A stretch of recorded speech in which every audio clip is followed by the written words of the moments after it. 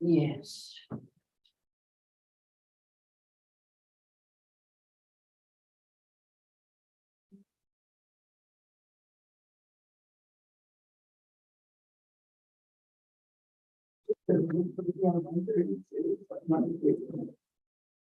What's that? We only have appointments at 8:30 this morning, 1:30 this afternoon. 8:30. Yeah, might be letters or something. Who knows? Thank you. Might not even back. Mhm. Oh.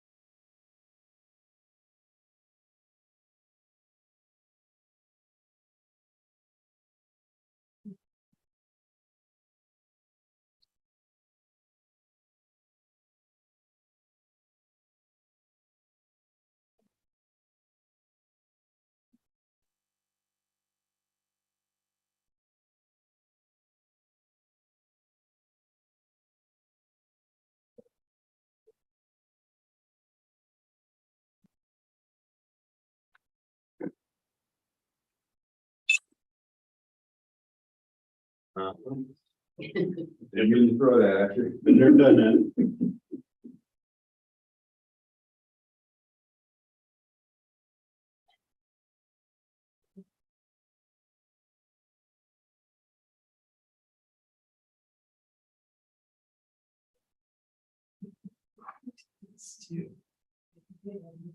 Gee, what did you do?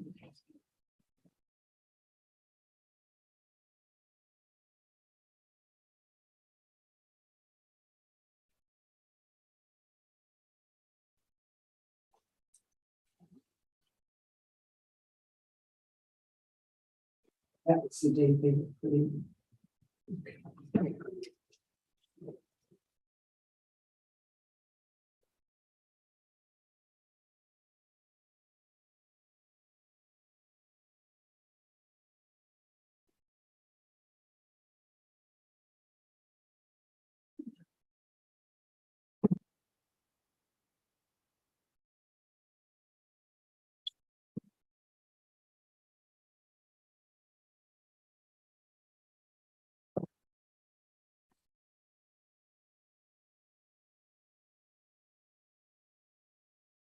Good morning. Yeah.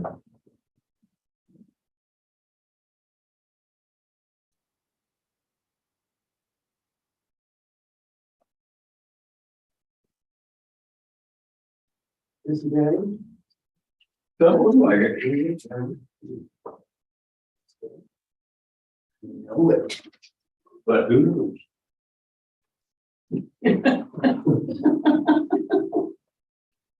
So speaks the positive one in the group. Really. We're all right. Yeah, yeah. I had when I was in college. I worked at off-campus dorms. Actually, dorm at Lincoln too. But there was in Austin. There's a mental facility. Health facility. Yeah, Mental health yeah. facility. And anyway, the dorm hired a bunch of people from that place. Yeah, they were good folks. But I remember Royce. Royce was always there. You know, he was a kind of a handyman. And you see him in the morning and say, "Hey, Royce, how's it going?" Response was, "Oh, not too good." Well, honest guy.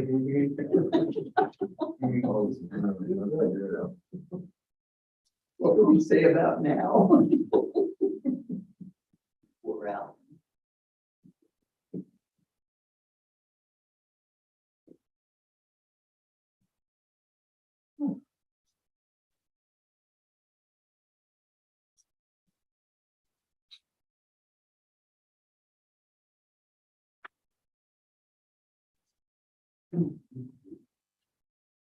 Oh, I don't have a 10 o'clock, huh? Or 3 o'clock. Oh. Oh, no. But stay tuned. Where's the? Yeah. Job.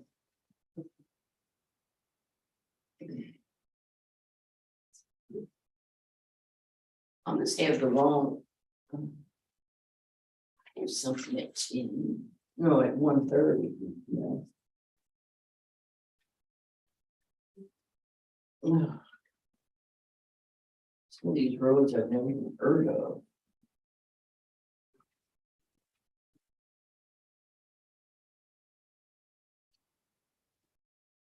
But I'm sure I'm learning.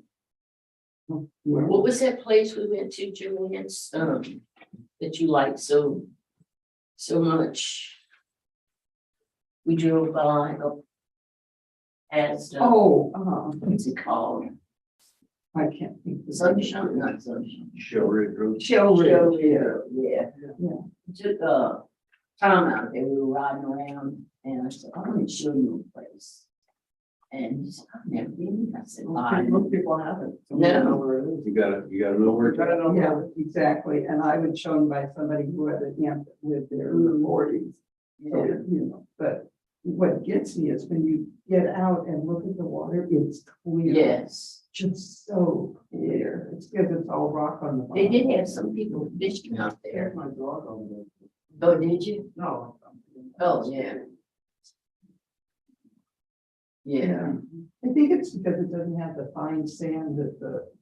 Grass out. Yeah, that keeps that fine sand down.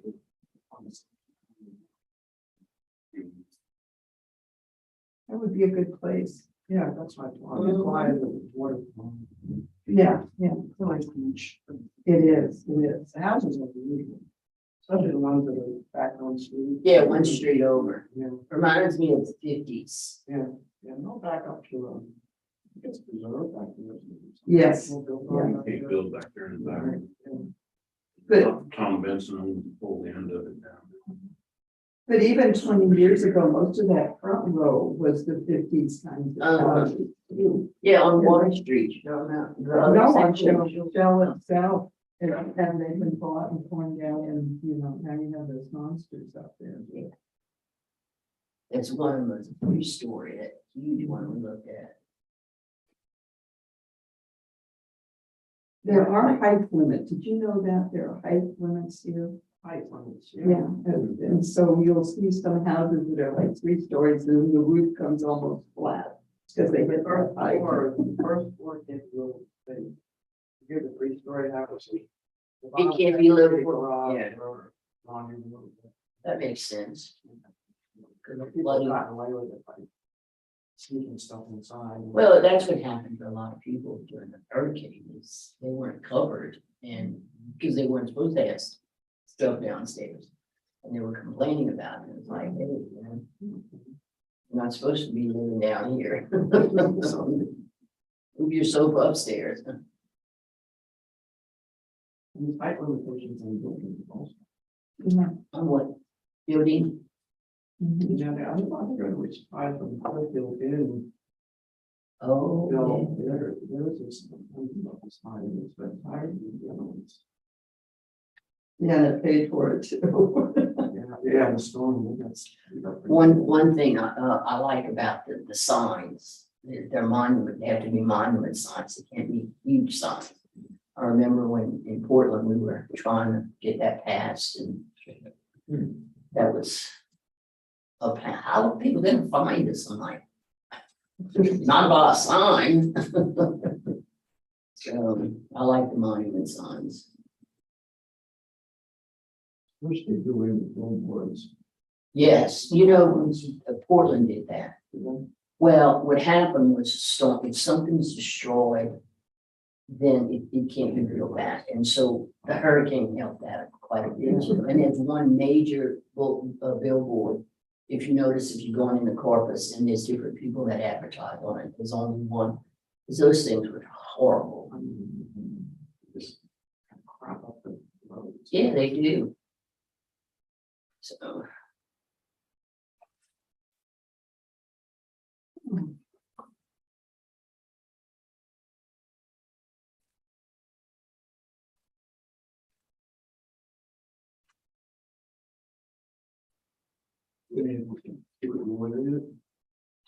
I spent some time with her yesterday and then, I actually spent a fair amount of time talking with Mike.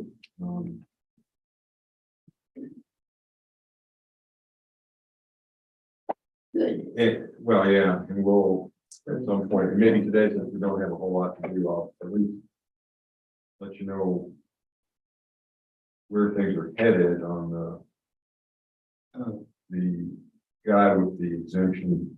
Oh, That one. I really haven't talked much with her about the other one. yet.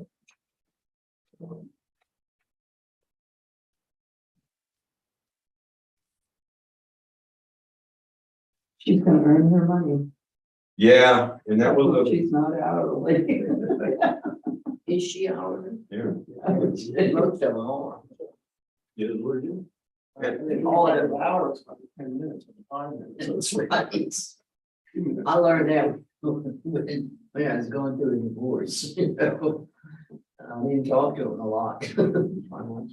Yeah, Mike is pretty Choose your words.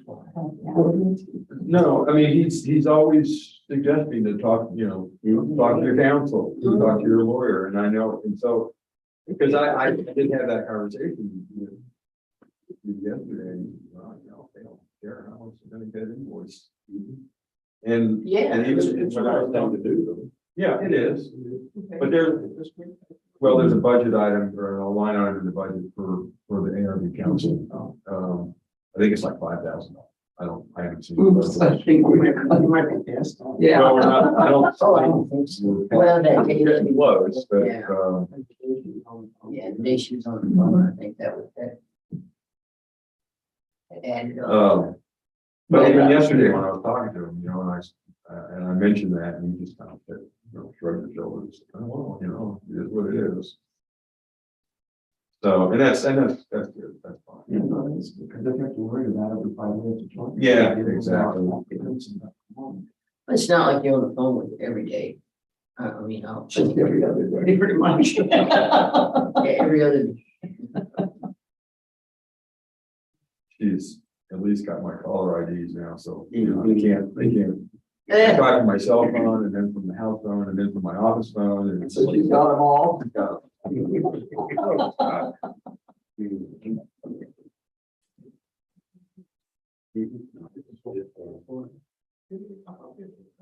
They did. But the thermostat's not in here, it's out there. So when the unit cycles off, we don't have the air flow.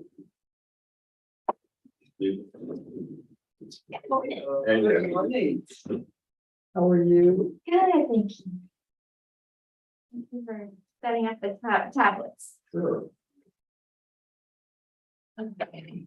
We have some in-persons and now you like to get convened and then I'll Yep, we online? We are. We are. Excellent. Okay, so we are convening, oh, it's Wednesday, July 20th. Excuse me. And we are convening the session of the Aransas County Appraisal Review Board. Do you have a quorum? All right, so we're open for hearings. All right, our first person is Julio Nunes. And Nunes, he has two accounts. They are adjacent to one another. So I have two affidavits. You may want to swear in for both at once or one at a time, however you want to do it. I can hand it to you. What are the IDs for? This would be 32797 and 32791. The case numbers are 1963 and 2244. The one is 141. Yes, The other one? 1963. page 2. Both. Yeah. One's under the business name and one is under his name. Okay. Well, that his- answers my question, and I was. Okay. Top and bottom.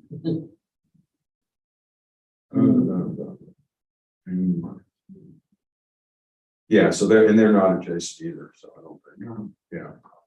Okay. We'll handle them separately, Okay. and I think we're ready to roll. All right, I will call him in. Do you know which one you want to start with, or do you want to give him the option? I'll leave in to do that one. Mr. Nunes? Come on in.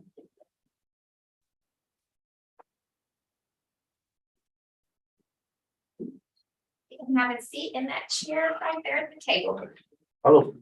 Hi, how you doing, Gary? Right here. How you doing, sir? Good. Good morning. Good morning.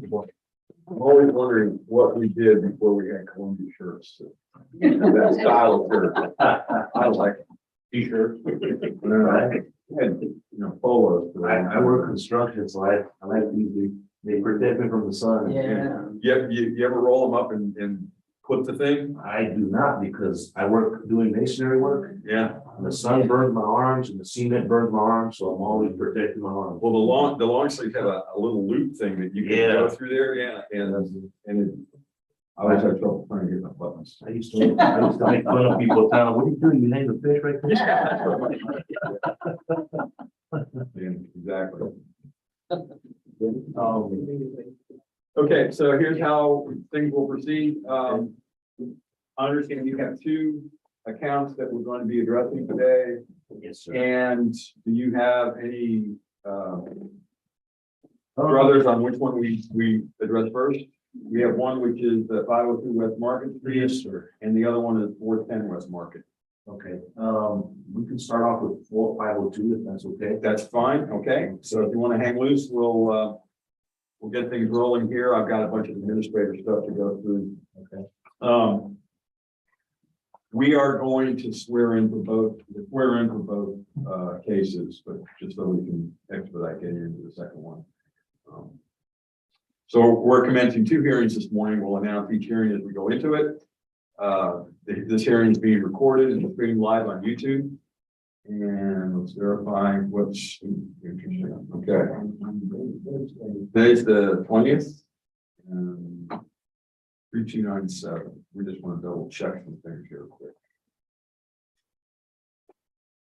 There's an affidavit in the account that was from an earlier time that Mr. Nunes has come in, so the evidence will say non-affidavit evidence. Okay, we're just Oh, yeah. checking the. The protest, okay. On that first one, it looks like it's an owner occupied other. Yeah, Nothing's checked, the only thing checked is, other, this is on. Then the other one says, We get down to the taxpayer evidence, it's checked incorrect, then it's. appraised Yeah. value. Market. And we're looking at this. Here's a check. Oh, okay. Market equity. And well, no, it will do market inequity and then the other is the question, yeah. owner occupied. Eamon, are you prepared to deal with any questions about the? Property? Yeah, Sure. yeah, okay. All right. Okay, so we are the appraisal review board that will be hearing your protest today. We do not work for the appraisal district. We are appointed to perform an independent review of your protest. At the end of the hearing, you may complete a survey regarding your experience, and the survey may be completed using the survey form, which they put one there for you if you want. There's also a copy that will be included in the determination package that will be sent to you in the mail after this hearing.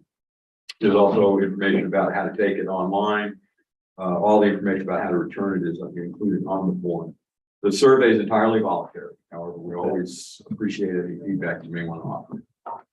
You also have the right to appeal our decision. Appeal information is also included in that package that will be mailed to you to document our determination. In accordance with tax code section 41.45H, all written material and evidence that has not been provided must be provided at this time. So I need to make sure that we have all the evidence that you're going to be addressing during the hearings today. Okay. Is that true? The only evidence I have is just the pictures, you know, And that's been provided to the folks yes. there. Okay, great. We just want to make sure that nothing else gets introduced as, during the hearing or something like that. Okay, the ARB members who are considering the protest have not communicated with anyone about the protest and are signing affidavits to that effect. And okay, do you have both affidavits? I do. Because we're You going want to go ahead and swear in for Yeah. that? All right, thank you. Okay, I, Scott Wagner, do solemnly swear that I have not communicated with another person in violation of tax code section 41.66F relating to case ID 2022-2244 and 2022-1963. I have copies on swear that I'm not communicating with the person in violation of tax code section 41.66. That's For you. 2022-3. 2022-22. I, Joanne Ferguson, Mountain, have not communicated with another person in violation of tax code section 41.66F related to case number 2022-1963 and 2244. I, Ron Kennedy, solemnly swear that I have not communicated with another person in violation of tax code section 41.66F related to case ID 2022-1963 and 2244. I, Peggy Bird, do solemnly swear that I have not communicated with another person in violation of tax code section 41.66F in reference to case numbers 2022-1963 and 2022-2244. okay. All testimony from all witnesses must be given under oath. So is it Julio? Yes, sir. Okay, Julio, you'll be asked to swear in here, but I will have to do that. Right. That allowed with your name. I do solemnly swear to affirm that the testimony I shall present to the appraisal review board for Aransas County Appraisal District is true and correct. And if you'll state your name, Julio Stevens, and if you'll give both of the case numbers, which is right here. case number is case number 1963 and 2244. Yes. You'll see. Friends, I, Hubert, do solemnly swear affirming testimony shall present the appraisal review board to Aransas County Appraisal District to correct 2244 and 1963.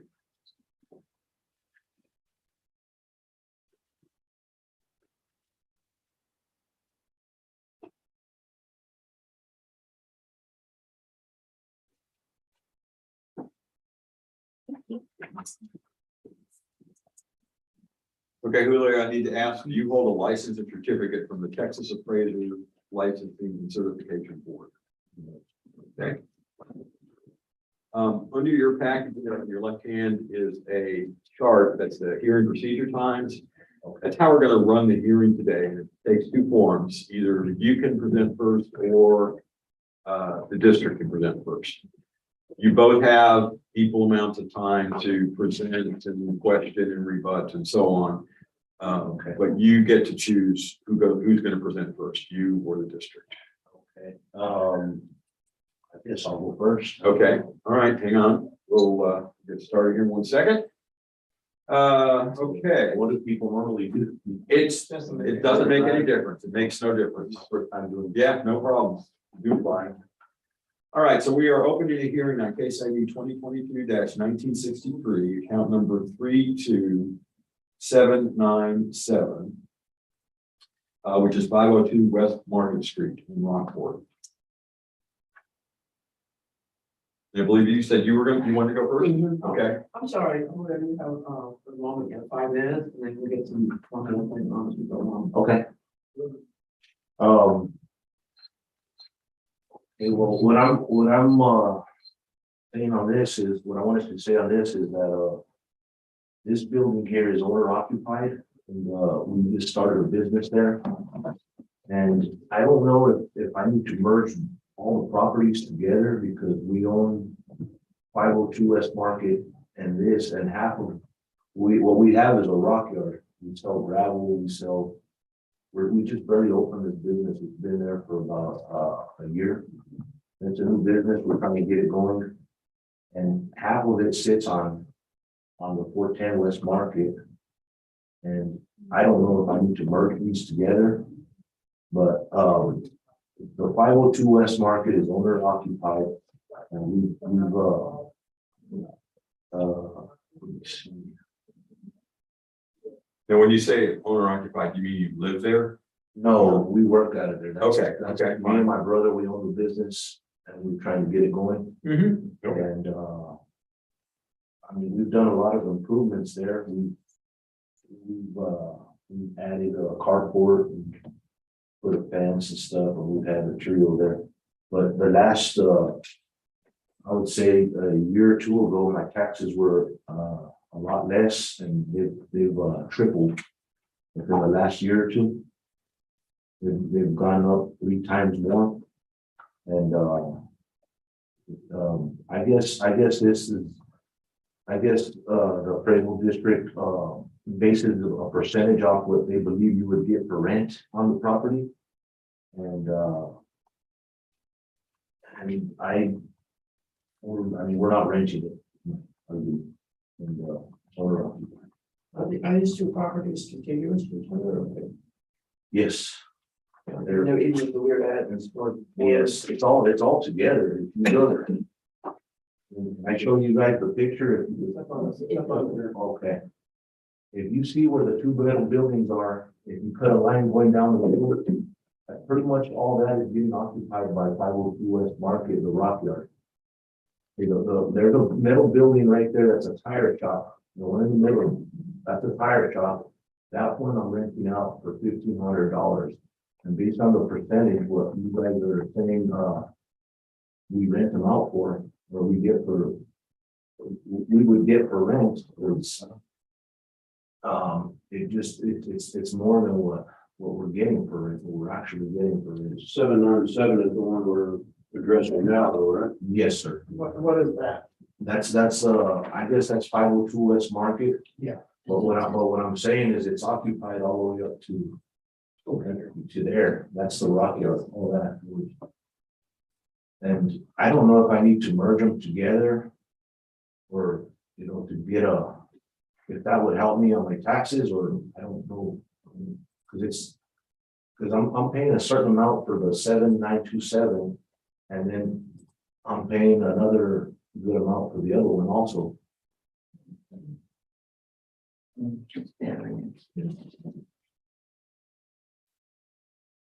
Now, where the tire shop is at, that one gets rented out. And the other one is a restaurant. That's my wife runs that. That's another business that's owner occupied by us also. And the food is good. Yes, we know that one. My yard seems, I drive by there all the time, it seems like you're doing something. We're trying, Rocks in there. we're trying to get it going. I mean, I've had it for a year. I still have not paid myself out of the business yet, but we keep putting it into the business we're trying to get the business going is what we're trying to do. We've been in business for a year. The restaurant, we started it in January, so that's a brand new business too. So both of those buildings are owner occupied. The only one we're renting is the tire shop.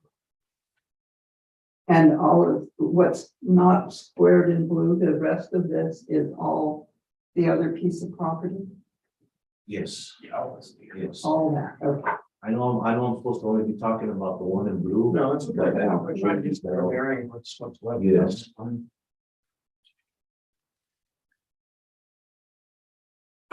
So what's in the buildings that we're talking about? Is that where? That's the rock. That's where we store materials. We sell in the little house in the front, that's our office and our tool room. We sell tools out of there. Like for masonry, for concrete, for tile, and then we sell materials out of for masonry, we sell cement, we sell stucco material, pretty much just a material. We're trying to make a business where we sell material and gravel and rock and stuff like that. Okay, well, your time's up at the moment. Okay. After this, we're going to less more time. Yeah, okay, so. Yeah. Excuse me. Yeah, it's the account 32797 last year it was certified at 436. This year it was noticed at 368. The sheets are a little out of order. Equity sheet second, really kind of weird. Yeah, we know where it is. This is the only thing that's on this parcel is this thing, and because it's income value, there's no land value. It's all one unit. It's the area, the square footage that's considered rentable area is this office, and then this thing, not whatever's under this awning. This awning has square footage, but this is net rentable area. The building is being classified as a class 3 warehouse, which is the same thing that the spray and grow place over here is, catty corner to us, and the flooring store on Market Street, Marbach Plumbing. It's essentially like, it's like, okay, maybe that's an office, maybe it does some drive-up retail, maybe, but it's more like a warehouse than anything else. So it's just a nice warehouse, kind of how it's being valued. The income sheet, so, long story short, the estimated rent on this market rate would be $3,000. That's pretty much it. That's what it boils down to. And there you go. There's our cap rate. So, and it's loaded with taxes. That's where the value comes from. There's no other value other than the net rentable area of 3781 square feet. And I'll just let you know, merging them together won't do it. It won't affect your value. We understand what's going on here, and to kind of jump the gun to the other one, go back up. This, I don't know the picture. This rock yard area, we basically have no value on. We're basically ignoring it. Yeah, it's pretty much all open. Yeah, it has land value, but it's like There's nothing built on it. this is if you have there's other places that have a warehouse that's leased, there's a storage unit in Fulton that leases a warehouse next to the storage unit, and behind it there's a bunch of laydown area. There's like pipe and stuff like that, and that land is part of what they're getting. So it's kind of what we're really saying is that $3,000 wouldn't just get you these buildings and stay off the rest of it. It's like $3,000 would get you a month would get you this. Okay, that's the income. So, It's already been lowered. well, last year was the first year that warehouses were done. And Oh, the okay. very first thing that happened was there was a correction in market rent for warehouses. This property wasn't protested last year. And then whenever he protested this year, it was not, it didn't meet the threshold of changing last year's. It has to be off by a matter of years. It's 1/3.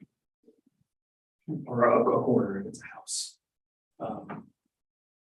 So this value of the 368 is purely on what the case we're talking about, has nothing to do with it. Right. Anything else you want to add?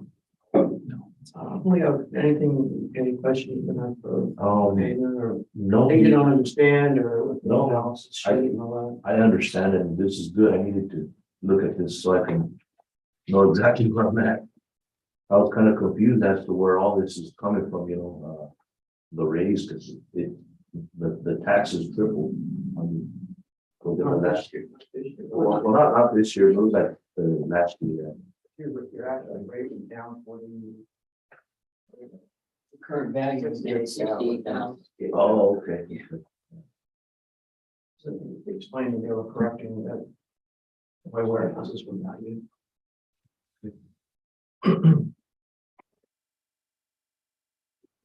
That's it. I'm all good.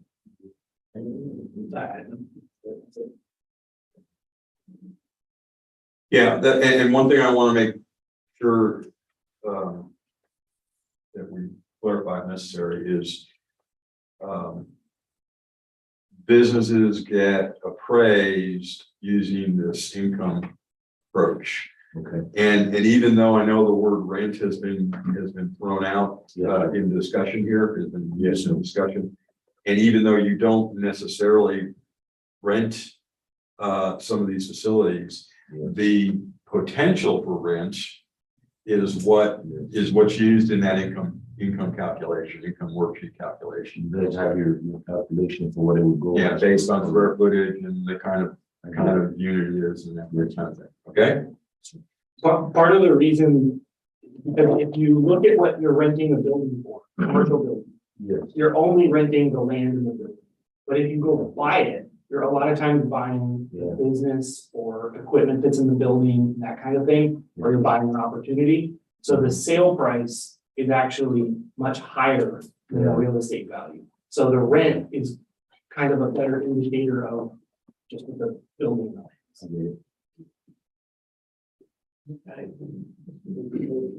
Yeah. At least, yeah, on this one, and then we'll get into the second year. Right. Motion on case ID 2022-1.63, account 32797, which is 502 West Market Street. Listening to presentation by the property owner in the district.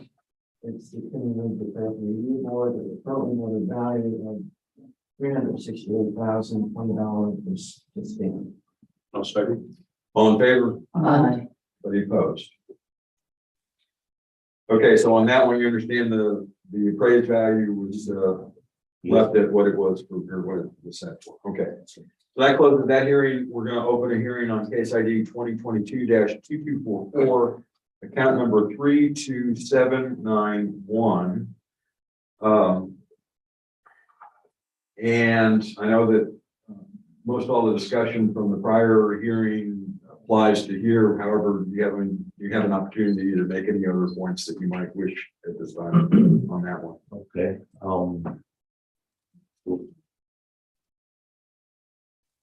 3279.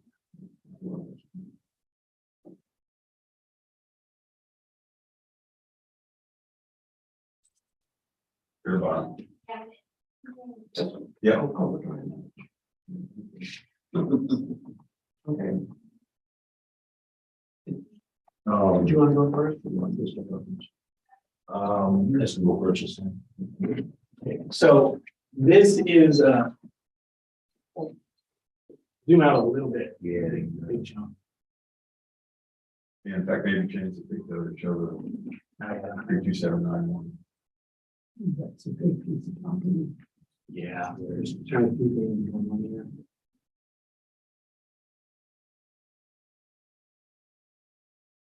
Is a big piece of property. Yeah.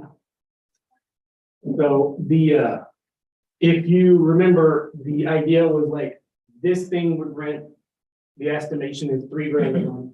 The estimation is that this would rent, these two would rent for a little more than $3,000 a month. We'll get to that in a minute. But the value on these is pretty much the same. The reason this parcel is so much higher is because it has this. It's this, which is all undeveloped, and the highest and best use of this is residential. And this land value is like $260,000 or something. So like I said, this Rock Yard area, it's not included in the excess land for any of it because it's being used. And it has frontage and stuff. This is considered excess land. So as land values increase in this neighborhood in the back, this is kind of attached to the back. You know, it's from a, this isn't business advice. I'm not giving you any advice. You can do whatever you want with property, but from an appraisal standpoint, you know, pragmatically speaking, if all you cared about was renting these buildings or working out of these buildings or whatever, or working out of this one, this is not really useful. You're paying taxes on residential land. Yeah.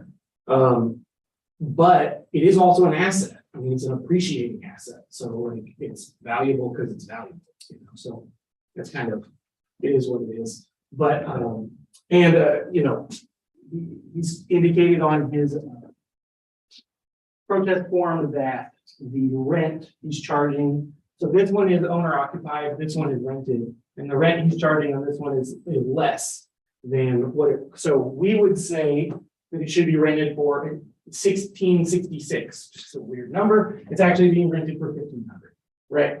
Okay, I mean, you're close. Is that right? It's $1,500? 16 bucks, 1,600, I mean, you're almost there. It's. Okay. But there is a difference, Yeah. which in the formulas may help a little. Yeah, it's lower, well, your protest form says $1,500 recharge rent a month, and your mortgage is $1,780 a month. What's the mortgage on? Is it on this, No, this, or what? it's just the blue area. The other one. The mortgage payment on these two buildings? No, On the it's whole the land. No, On the land, but the buildings are paid off? The buildings are paid off. Got it. That other property's paid off. I see. Okay, Yeah, it's just the land. I got you. So.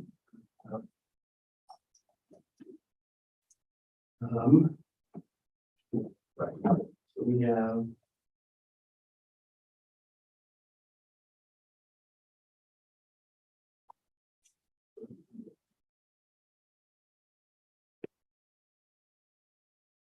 Is.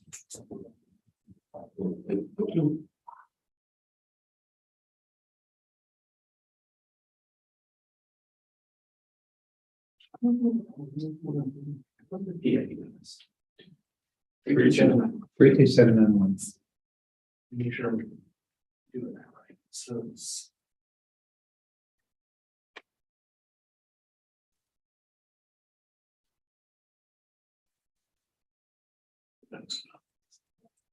Give me a second. Because our rent is actually higher than. It's not that, it would be. It'd be $2,000 a month, yeah, so it's pretty good ways off. Wouldn't it be $3,000 a month? Sorry, I'm only thinking about one bill.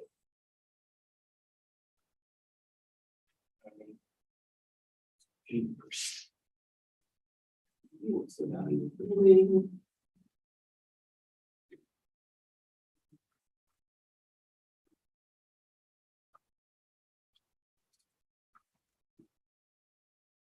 So to adjust to actual rent would be 576 and change, just call it 575 For the improvement of the total. for the total. 175,000. Yes, that's adjusting for his actual. Actual. 575,000. For the two pieces or just the. The one we're talking about. For the part, yeah. And I'll put a note in here to change the put this into the class below it, we'll put the rents closer to where it's. It's. If you go up and down Market Street, there's a guy at the end over there, kind of by the Cracker Barrel, who's got a bunch of buildings, kind of like the ones I have, Yes, like 6 of them. yeah, I believe he's getting about, I think he just went up to 1,600 or more than that. yeah, so this will put them at the same class as those. Yeah, that's what I did mine based on. I went and measured here and tried to do the same thing. Yeah, Well, I eventually wanted to build more there, but then COVID hit, hurricane hit, and all that other stuff, and yeah, also we're, yeah. Might be a weird time right now. Yeah. Future is not a bad idea. yes. So we So gonna, by making the adjustment that you just made. That take it reduced from 604,000, 575. Okay, I'm good with that. Anything that helps. We're just trying to make it. yeah, I love rocks. yeah, and we love to eat at the restaurant. Awesome. Joanne and I've been going to the process. Right, well, that's there. Yeah, we just. Okay, David, you have anything else you want to offer or? No. Okay. Good. I'll make a recommendation on case ID 2022-2244, account 3291, which is 410 West Market Street. And after hearing evidence from the protester and from the district, and making some corrections, district's figures. It's a recommendation that we reduce the current loan value of $654,300 to $575,000. All in favor? Aye. Aye. Anybody opposed? Okay, you understand the new value? Yes, sir. Okay, Appreciate y'all. I think we're done. Thank you. Hey, I appreciate Yeah, good y'all. luck. Yes, thank you all. All right. Have a good day. You just want about surveys. Okay. Fill that out. Just back it out there. Yeah, you can, or take it, whatever, at your convenience. Okay. Thank you guys. All right. Have a good day.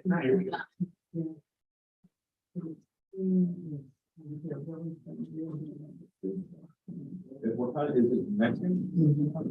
Tried it. It's very good. We've been there multiple times. Yeah, Yeah, I think it's just. and it's closed on Monday. Yeah, we tried it on Monday, that's how we know. Yeah, tables and stuff.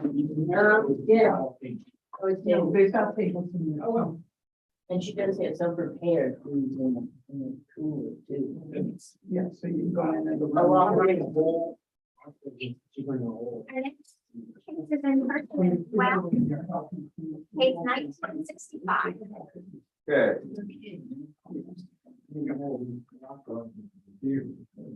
Yeah. Mhm.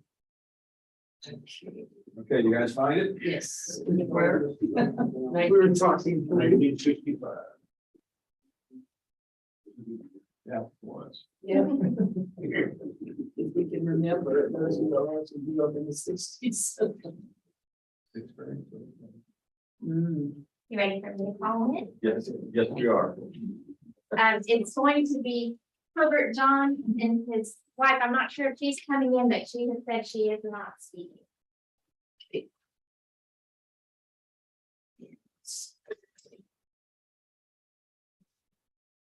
In the middle of the, yeah.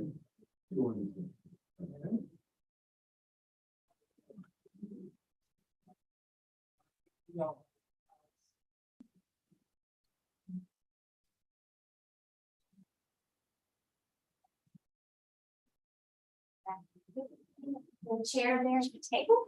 Does it have any wires running to it? or anything? Hey, guys. We fund you in for. Well, this is good. I mean, all this package and then they killed a tree, but you have it right here on the deal. You don't have to worry about that. You want to swear me in? Yeah, we'll get around to some administrator stuff here and then we'll get into your case. Sure. You'll be asked to swear in a minute. I'll step you through that. Okay, so we are opening a hearing on case ID 2022-1965. Account number 52839, which is 2204 Picton in Rockport. This hearing is being recorded and streamed live on YouTube. And we verified, values in the protest are market value and equity. So we are the appraisal review board that will be hearing your protest today. We do not work for the appraisal district. We are appointed to perform an independent review of your protest. At the end of the hearing, you may complete a survey regarding your experience. Okay, that happens. I do that too. At the end of the hearing, you may complete a survey regarding your experience, and the survey may be completed using the survey form, which is there in front of you, if you'd like to use that. Or a copy will also be included in the determination package you'll receive in the mail to document this hearing. Thank you. And you can, all the information about how to return it, if you want to take it online, there's information about how to do that as well.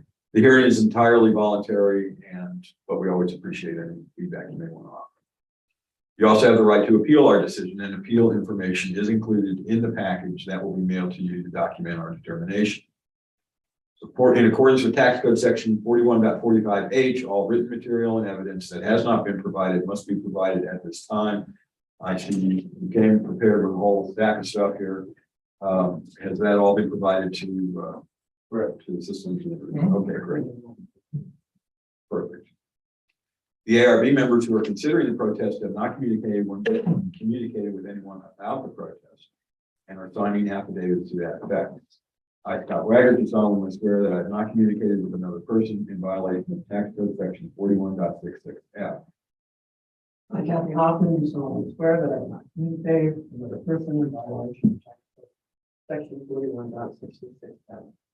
I, Joanne Ferguson, do solemnly swear that I have not communicated with another person in violation of tax code section 41.66F. I, Ron Buchanan, do solemnly swear that I have not communicated with another person in violation of tax code section 41.66F. I, Peggy Bird, do solemnly swear that I have not communicated with another person in violation of tax code section 41.66F.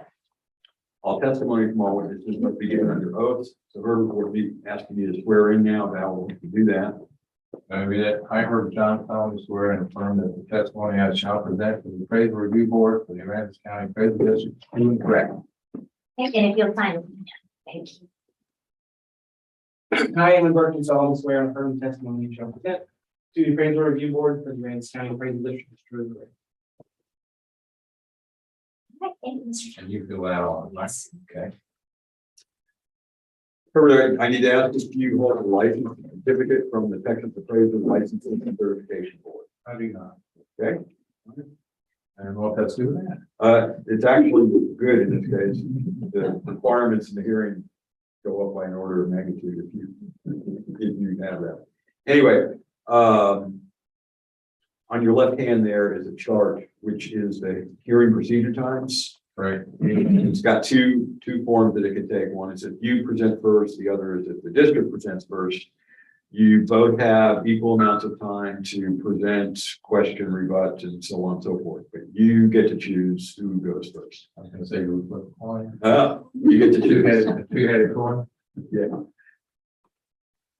We do that. I'll go first. Okay, I've been through one of these before. First, I want to thank you guys. You're volunteers, right? that's correct. I've had about 6, 8, 10 people say, don't ever get on that board. And I know that it's a lot of work and everything, so I appreciate it. And I say that's what we're here to do, just I'd rather have those years. And I know, not only that, I talked to Mike, and I know Mike very well. I should say that up front in the whole process. And I know it's tough to do this stuff. So yeah. Let me just stop you. Go ahead. You know, 5 minutes right now. Yes. But additional time. So I just want to preface that. I know I looked at a lot of comps that came through and whatnot. And there are some nuances with this lot. So there's a little history here. I bought both these lots in the 03. I bought the one in front and I bought the one behind here, which you're looking at. This is the one in question 2204. So that piece in front is not to scale. This was all just a copy. If you look up, go up on that piece here. That's my lot in the back that we're talking about. This has the cemetery. On one side has Portico, on the other side has Picton Road and Hillcrest Road. So it's got 2 rows of cemetery and Portico on the other side. In front of that is Sandra Bay Cottages. It's the waterfront property in the front, which I purchased back in. Right now, after 5 years of the hurricane, it's only got 13 units, are completely down, only 5 are up. And we are in a lawsuit because I gave ownership of, we assigned land to them because they're not condominiums, they're standalone types. We assigned the land, which we could do. It was limited common area, so they had it. And then we also, talking with Brent Brett, the surveyor, when we looked after the hurricane, we needed financing, so everybody needed to build back. And I said, if you had the title to the property, that would be better. So we were able to do that. But we had 3 people that said they didn't want to own the lot, so we are in a lawsuit on that. Nothing moved into it. That has a direct bearing on this back lot. That's the only reason I can say that. That's all going on as we speak. So I bought that again to control what went on back behind us in the future. We were cutting both of these things. We didn't get to cut this because at that time we had that 3 acres in the city, and we have 2.5. So now you can have 2.5, but now we're in a lawsuit, we can't even do the cut. So I even looked at saying, Patty, look, this is our personal property. We're selling our house in the tomorrow, moving it, and let's do our personal property. And that's when the real estate people said, oh, let's do things, see if you can get somebody that will build a hotel. It should be a hotel. A cute hotel. It shouldn't be one of these Latinas or something, more like the Carpet Inn. So the property's always had a question. It also has, and this is direct. It has a little drive thing right here. You can see there's a driveway right there on the, and to your right side, that little square piece. I wish I had a pointer. You see what the point is. Okay. Just real quick, because I know I only have 5 minutes. The front property is right here. That's the waterfront property. This is some water view through here. And I think it'll be part of my discovery that I want to show you. There is some water view here. It's a nice lot, but it is behind. It's got the cemetery here. It's got the portico condos here, and then we're in front of it, which blocks the view that direction. And we're rebuilding this. We're rebuilding these back bigger than the little ones on the lots, so that people can actually retire and live here. That's what it's supposed to be, a community. It's not supposed to be a rental piece of property. One of the properties I'm going to show you is the one directly across from me when I talk about the Sorensen location, which is my exhibit 3. It is directly across from me. It is an 8-plex on a 1/4 acre. This is 1 acre, 1.1. This is 0.23 something, almost 2.4. It's a 1/4 acre here, 1 acre here. This is a 1.5 acre here. But that's the waterfront with the pier. This has no pier rights, has no waterfront location, has some water view this direction there. Is there a road that runs in between those two? Well, see, now here's what I've got. This is Picton Road here, and this is Hillcrest, runs over to the physical therapy place. Okay. Okay. So that goes this direction here, dead ends here. Picton is here, kind of busy. But here's the biggest issue. This is Cemetery Drive. We didn't even realize this till after we purchased it and whatnot. This land was taken from this lot back in 1950 something. And it's still there. I don't own this. This is the driveway that gets you into the cemetery. We don't want to touch this, but we told the city, look, you took this away. Now, usually we have to be build back, would be off of the center of the road. But we have to build back off this property line from the Cemetery Drive, which the city owns. Nobody owns it but the city. And it's never going to be used. It used to exist in the front property. And they gave it back to Little Bay Club or Santa Bay Cottages 25 years ago, but they never did it for this one. So I don't have to build back here. There's my building line. I have to build off of that. So you can see the building line start pushing back, and then since you have 2 roads, I have to build back here. We've been talking to the city about getting in business approval. And they said, let's do it for you here. They helped us in the front because of the old cottages are gone. The slabs were past where you could build. So we were somewhat grandfathered. They said, we got to give you business because there's too many exceptions. So they gave us business, worked with us real well here. They said, come back later and we'll talk about getting business here so you can get more building space for the, we're trying to build cottages back here or business. So this is a major problem. We're trying to get it solved. Cemetery doesn't want to do anything. And we're saying, they don't own it, we don't own it. But then that pushes us way back here and stuff. So it's got a lot of problems. And it's been sitting there. Now, you also know now that I'm sitting on all the problems up front right now, trying to build back the spillway, which we haven't. Nobody's going to do that, and even myself included, until we figure out what we're doing in the front. That's going to change everything. So nobody's really interested in that. I put the thing up for sale just because of the lawsuit and what was happening with our lawyer said, you ought to do that. That'll send a message. It's serious. So anyway, that's where we're at. Yeah, go, I get a couple more minutes. Okay. So what I did was, look, I looked at all the comps. It's not easy for anybody to do anything. If this was a house, I've had plenty of houses here. I did a lot of remodeling. I've built houses, sold them. Everybody in the neighborhood hates me when I do that because I take it up to the maximum and then I sell it after 2 years. I've been in one now for 12 years somewhere, but I've built out in Key Largo, I built in Harbor Oaks, and now I live out in Lamar. We're selling that house, and the neighbors are all looking at me. "You're not gonna do that." I said, "Yeah," I go, "You're gonna raise all the rates again." Yeah. So I know it's difficult to get comps. Now, if I was sitting in a residence and there was 50 houses around me, 6 blocks of them, and they have the comp, you just say, okay, that's pretty much, now we'll look at a few things on your house. This is a crazy animal. We had a small business loan for it on that property. It was free and clear. Now, we tried to get some, and the appraisers even said, we don't know what to appraise this at. You're not residential. We're R6, hotel motel, not commercial. Okay, I can't put a business on there. That's why we need to get business designation. But we want to put a little cafe there sooner or later, go with the cottages. So this is a crazy animal. The only one that's even close to me is the lot that's right across from me. Right there on the east side here, guys, in Oakville, I got exhibit. Great. This is picked in, it goes to the S and goes to Glass Street. Right here, you got on Sorensen, they've got an 8-plex. It's been there forever. I almost bought it, but it was so ugly, I didn't like it. But if you go to exhibit 3, it's on page, usually, it's here, it's right here.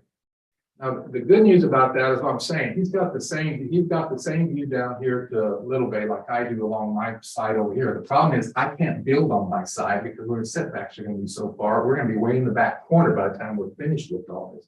And if you put 10 feet or 5 feet on each side, it gets crazy. But he's the closest we have. He's a 1/4 acre, I'm a full acre. And this one here, I'll show you the comps on it and what it is. And then I took one of the ones that y'all sent me. This one I didn't get, and it's right next to it. It's kind of the same thing they're saying you need to do here, build townhomes or something and have parking. Now they were able, you can see right here, they didn't have the setbacks back then when they built this stuff. So they were able, you couldn't build on this stuff. You'd have one house max. But the 8-plex was, because it's grandfathered from, like the 60s, 70s. So part of what I want to show is, and without getting into all the comps and taking everybody's time, they gave me stuff all over the city. They gave me comps from commercial, 35 easement. One of the ones, exhibit number, I think it's first one, exhibit, do I got it right here? I'll let you go with that exhibit and then we'll have to. Okay. You don't have more time. Okay. Right, which way? Okay. Here we go. Hey, exhibit A. This is number 19605. It's on 3031 Highway North. This is the first comp I got. If you go to page, there's the pictures of it. You see, it is the green grass and coming towards me taking the picture. And that is, you got to see the next door is the workout place, the 2 hotels, and then you got Viarta's restaurant and across, the JJ Tackle. And then the next picture is how it goes back. So this guy's a developer. He grabbed it, tore everything down, gets back up on the market. He's just flipping it. It is, now go to the next page, 3. On page 3, there it is. If you look at A3, let me get my little notes. Try to make notes on that. I have 2 pages. Try one just a little bit quickly. Sure. Okay, so if you look at A3, it's listed as commercial, it's solid commercial. It's got A4, it's got 8.87 acres, 37,000 feet. They've got assessed value on the number there, 282,050. So I was math. That's 37. It's basically 744 square foot. Now, if my property were on it, if my lot was there, which I'm 1.1 at 48,000, and I multiply just times the 744, that total would come out to 362.64. You told me to stop there. So. Okay, thank you. Thank you for your time. I appreciate it. You'll have more time. Go ahead and. Yeah. So yeah, this property, this is all right. Last year, this was certified at 175,170. Yes. And it says that it's currently listed for 725. You talked about that as part of Well, the real estate agent, it sounds from what you're saying, like you're not planning on letting go. we're not gonna, Yeah, because you're actually going to do so. well, in 6 months, it's already out of the deal, but. Yeah. Like I said, I don't belabor what's going on, but it's been a nightmare on those stupid little lawsuit over not owning your property. And then, you know, so that's still, we think that'll wrap up in the next few months. And just to put into context, you know, if somebody's selling a house or a business or something and they put up a listing, it's like, who cares what the listing is? Because they may be way off and we have a bad real estate agent that puts up a terrible listing price and scares away buyers. It's not a good thing to do, but it does happen. Commercial properties get listed for insane monies. But since it's just land, to be totally rational about it, land is just worth whatever people pay for it. So it is just land. It's like you were saying, this is comping this is difficult because it's in a very unique spot. So, you know, what do I think this land is worth? I think it's worth kind of a huge range, depending on what you want to do with it, really. What you want to do with it, like you were saying, like what you're allowed to do with it has an enormous impact on how valuable it is, because if it's allowed, you're allowed to put a cafe on it, or you're allowed to put a house on it, you're allowed to put a hotel on it, where your setbacks are, those things are all enormous impact on it. It basically is defining the value of this property. That being said, the only change that happened from last year to this year was it moved land tables. So it wasn't really that we comped it to other stuff and changed the value. It's that this moved from being on a non-water view land table to being on a water view. So all of Little Bay Shores and this whole area, it's just part of doing our reappraisal. Is sometimes you have to look at those things and the value of stuff close to the water, you know, how on the water is obvious, slightly back from the water is a little bit more vague. And over time, this thing just, like I said, it just got moved to a water view. So I understand how. Yeah. Because you can see the water. I mean, it's you got all that back in front of you. There's some, if they don't build on that, you're in there. Yeah, you're right. I mean, it's again, it's not cut and dry. This is kind of nebulous. So the comps, now the comps aren't going to be like great comparable because this thing is really weird and unique. Like you said, it's got a lot of stuff. You can go back up to the picture. That driveway right there, yeah, it's a weird situation because a public entity can't take something by adverse possession. They're not allowed to do that. But dealing with that is like, it feels like you're making a constitutional amendment, making that fight. It's very annoying. So it's probably best to just find an amenable way to the city to keep doing, to sort of keep everybody happy. But it's kind of unfortunate. Really, if the world, you know, if there was some king of town, he would come over here and tell the cemetery, you guys gotta get your own driveway. Stop driving on the neighbors. Yeah, I mean, there's this one, just use that one. And if you want another one, go down here. There's one at the back down on there. We talked to them. Yeah. And so it's a little bit weird that it's impinging on you so much. But it's also like, you know, do you want to fight with the city and the cemetery, or do you want to find an agreement way to move forward? I don't know. But anyways, so that's basically it. I just wanted to say that the change is that just changed from just a generic land table to a water view land table, which would be more like the stuff that's up here. Like this thing has water view, but it doesn't have water frontage.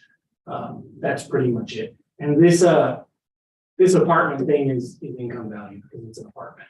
And hopefully if you do get something put on here that's an investment property, something that generates money, you can income value this property, and then the land is just kind of wrapped up. And that goes to the point that whatever you do with this kind of defines the value of it. You know what I mean? Like if this ends up, like you said, if it ends up being allowed to be commercial or a hotel or a residential or condos or whatever you end up doing with it, it's going to indicate how much value this is. If this was just part of the cemetery, it would be worth much less. So yeah, that's pretty much it. We don't have I don't have a whole lot of like, huge argument for it, you know, like you pointed out, the comps are commercial land, you're like on Right.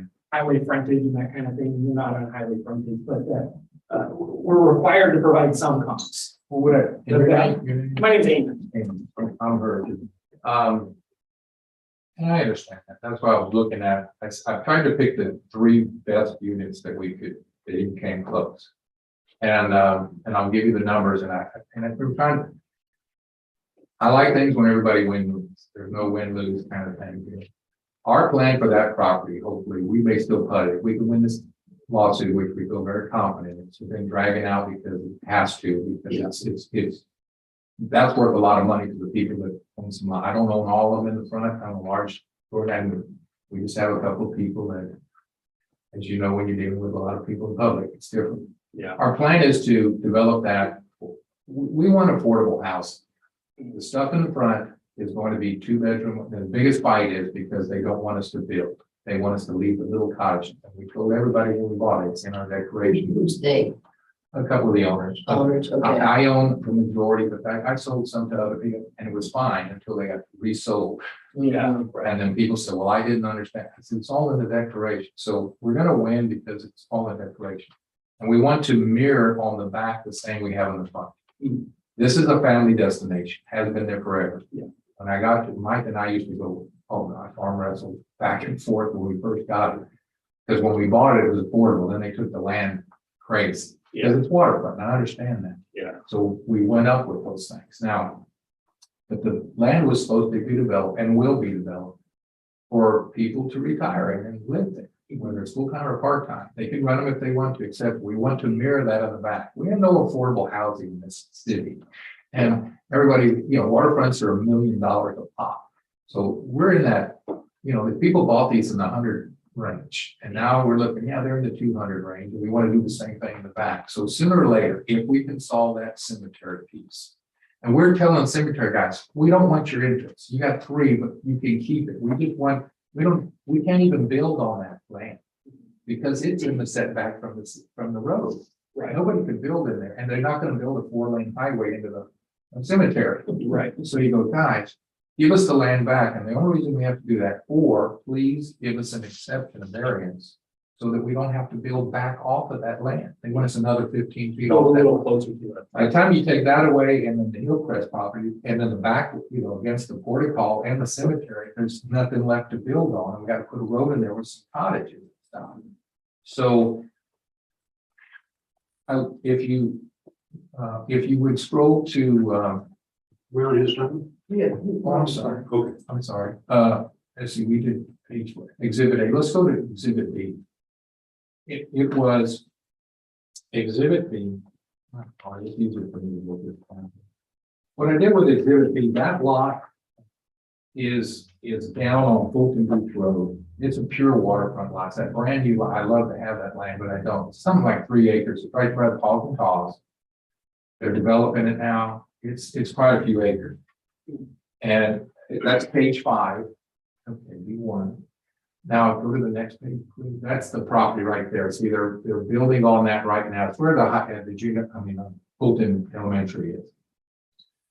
And I will tell you, I'll also say this. I know it has no.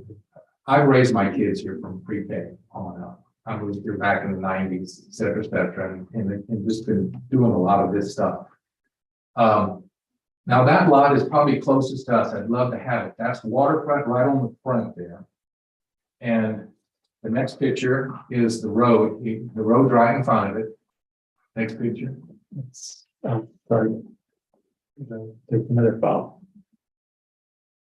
Yeah, that's the road right in front of it, and the water's right there across. It's like the Santa Bay Cottages has that same deal. We got water there, then you got the road, then we got the waterfront, and then now if you go the next picture, that's where the Pauls and Pauls deal. There's a little ranch. I don't know if they bought that with it or not, but that's the water main. Now page 6. You look at page 6. B3. If you look at B3, they have waterfront. You know, you got your waterfront east. That's the stuff you guys put across the road, right on the water. Then you got the waterfront, like 1.49 acres. And then the water view, if you look at B3, the water view, that's exactly close to what I have, okay? And there's an acre, and it's almost the same size as me, 1.122, and I'm 1.117. And it's water view, you got it listed at 88,000. And if you do the division on that, if you look at B5, the 88,000, go to B6, if you take that, I'm sorry, no, you had, I'm talking about the circle right there. See the circle B6? In the bottom right-hand corner, right there, yeah, B6. That 1.123 acre is by the 48,880 square feet. You do the division, that's it's $1.80 a square foot. Don't know, don't care, but that's low. But it's the same size as mine. It's gonna be, if you look at this picture. We're gonna have to slow this down, I think. Yeah, we're running out of time. Okay, anyway, it's the closest, it's at $1.08. Let's go then to, and that's what we have right now is the commercial that you had in Exhibit A, that was at, the $7.44, something like that. And then this one, this waterfront, water view is at $1.08. Now, those are the only two that even come close. So I got this commercial piece up on 35, which we're not. We all agree on that. This is the closest one that gets to me. I'm not asking for the $1.80. Basically what I said, guys, when I put this in, I'm in a holding pattern on that lot. It has no improvements whatsoever, no utilities, no trees, no nothing. And we got to work with the city to get all this done. And I got to finish the front first because that's going to dictate everything. I'm gonna have to stop. Okay. What's your opinion of value? Yeah, what do you? I asked for, go to, there's a page here, please. It's just each of the columns. It's 192.5. It's a 10% increase over what it is now. I've been paying an average, we went up 75% over this time. I'm with, that's an average of about 4 point something, 4.5 a year. 10%, I said, guys, I can handle that in a year. That takes us up 10%. The 233% that suggested we're having, that would be 10% for 23 years. I can't afford that. If you take my property at 9,000, I can't hold it. And Let's end wants to look at something. so I said, and the only reason I did that puts us. Look. I think your time's up, sir. Yeah, your time's up. You didn't blow it. It just. You don't want to get time. Yeah. The lot that I told you is right across from it is identical to mine, and it's at 450 a square foot, and I'm asking for 396 a square foot because I don't have any improvements whatsoever. It's right in the ballpark on that. That's 192.5. Yeah, that's what he's got on 95.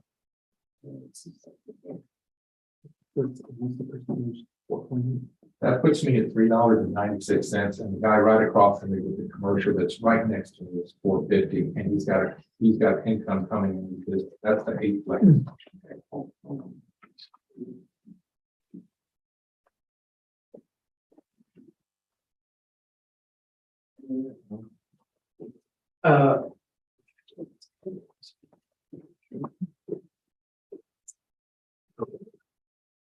On the front piece, are you going to make all those 2-story?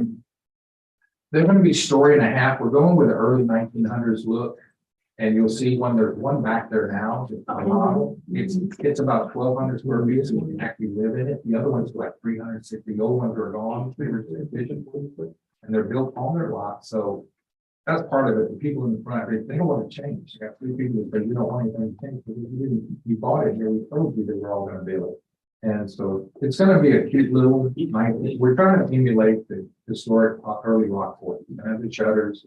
If you look at it, it's got the fishtail siding and stuff on pier and beam. We're doing everything on pier and beam now because we're in the flood zone anyway. Yeah, I don't, this is just my personal opinion, but I think that it's probably worth less than the notice value.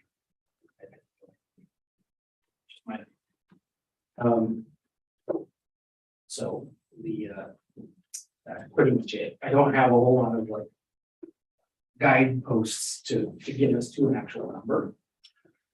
I'm trying to look at like, what stuff around it is and everything.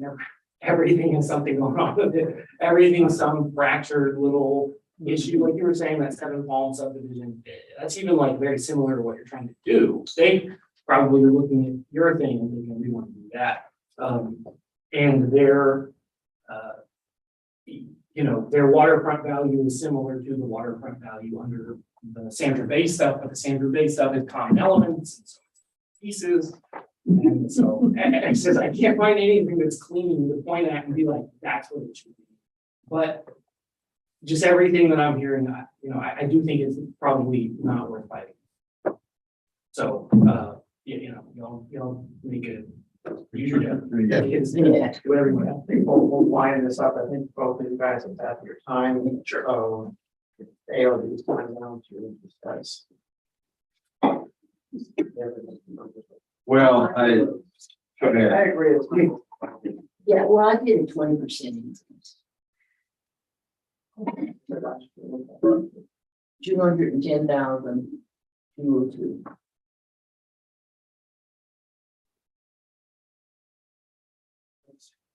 I was gonna say 200,000, but. Or 200,000. Why don't we just put that 408 in hand? 204, 204.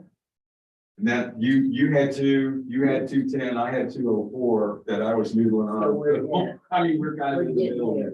there. And, I was just looking through the different square footages, right? Yeah. It went up to 12 a foot. It was 360 a foot. Motivating, is it water views, is it not, how much is Yeah, there, that's- blah, blah, that's blah, not- yeah. all the other issues related to the cemetery road and things like that. Got a lot of issues. Yeah, Yeah, there's So, all the lawsuits. I'm personally. I'm at 205. I'm 205. How about you? Ron? good. Okay, All right. this was the most scientific calculation we've done. Let's throw another out. You guys do not have a meeting now, I know. Well, It's very close to your 192. Yeah. That was a big increase. I hope the college is approved. Great idea. Yeah, good luck with that. Anyway, the ID 2022 is. 1965. We have 1065 account 52839, which is 2204 Picton. After hearing a lot of information about the protester, it's the ARB's opinion that the property is not correctly noted at $583,880. Opinion of the pay review board that we would reduce that value to $205,000. Second. All in favor? Aye. Anybody opposed? Okay, Herbert, you understand the new value? Yes. Good luck with I think everything. we're wrapped up and you'll get a determination package in the mail that gives you all that information. I think you all. Have a good day. You want to take this survey with you? Thank you. You do good on that.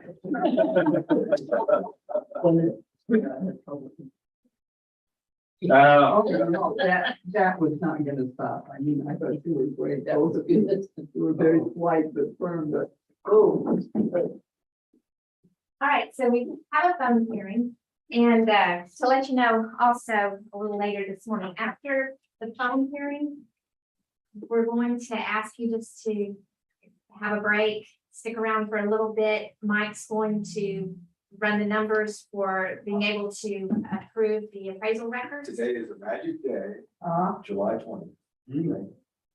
Yes, so then that'll take place after this. And this case is number 1182. Very first one. Russell Miller.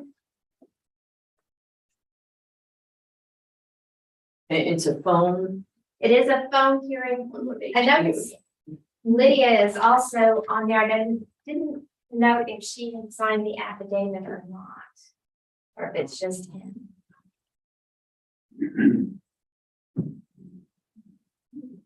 Good boy.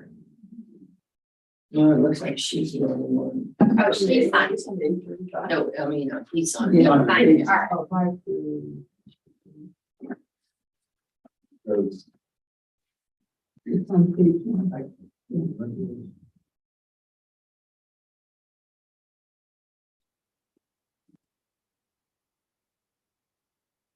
Yeah, she didn't, sign it. No, she didn't. And he just gave his name. I assume he's. the Yeah, only one. that's fine. Yeah.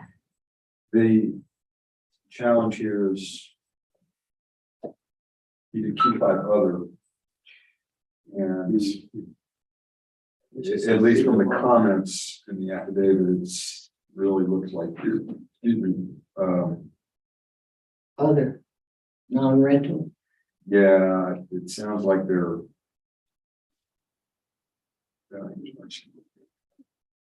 We just clarify with them. Yeah, I think they really are doing, marketing it. But we'll verify that. Okay. When you take a break? I'm just gonna get, well, I'm not going anymore. All right.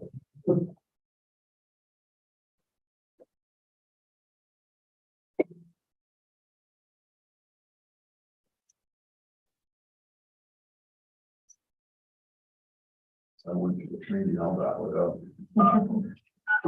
Oh, sorry, I'm supposed to dial that. Just walk away. Just get your coffee. You have your priorities, right? Yeah.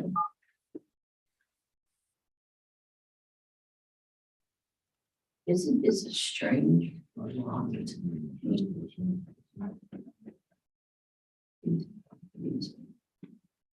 The microphone's so red. Oh, Good morning. Good morning. Is this Russell? It sure is. Okay, Russell, this is the Aransas County Appraisal Review Board calling for your telephone hearing. Yes, sir. How y'all doing today? We're doing fine. Russell, I have some administrative stuff to run through before we get into the specifics of your hearing. So if you hang loose, and we'll have a question too before we start. All right, so we're commencing a hearing on case ID 2022-1182, account number 52528, which is 1319 Water Street in Rockport. This hearing is being recorded and streamed live on YouTube. Now, we need to verify on your affidavit, and I didn't actually look at the protest form, you had checked the other box and specified non-rental. However, your comments seem to revolve around a protest dealing with value, market value and equity. Is that a true statement? That is correct. Okay, so we are going to deal with market and equity considerations. All right, so we are the appraisal review board that will be hearing your protest today. We do not work for the appraisal district. We are appointed to perform an independent review of your protest. At the end of the hearing, you may complete a survey regarding your experience, and the survey may be completed using the form that will be included in the determination package that you'll receive in the mail after this hearing. And instructions on how to return it, including how to take it online if you want to do that, are included on that form. The survey is entirely voluntary. However, we always appreciate any feedback you may wish to offer. You also have the right to appeal our decision, and appeal information is included in the package that will be mailed to you to document our determination. In accordance with tax code section 41.45H, all written material and evidence that has not been provided must be provided at this time. Do we have all of the evidence that you're going to be referencing in your presentation? Which looks like just mainly the affidavit. Yeah, that I marked the zero on that. I just had some things that points I'd like to make, and Okay. they won't require Anything written? right, that's correct. Okay, that's fine. That's fine. The ARB members, the ARB member, go ahead. The only thing I might reference that, y'all probably got on file is the previous, appraisal. Oh, okay, and that's fine. You can talk to it, as well as the fact the district has that information, probably in their evidence, so. They do. Okay. The ARB members who are considering the protest have not communicated with anyone about the protest and are signing affidavits to that effect. I, Scott Wagner, do solemnly swear that I have not communicated with another person in violation of tax code section 41.66F. I, Kathy Hopper, do solemnly swear that I have not communicated with another person in violation of tax code 41.66F. I, Joanne Ferguson, do solemnly swear that I have not communicated with another person in violation of tax code section 41.66F. I, Ronald McCann, do solemnly swear that I have not communicated with another person in violation of tax code section 41.66F.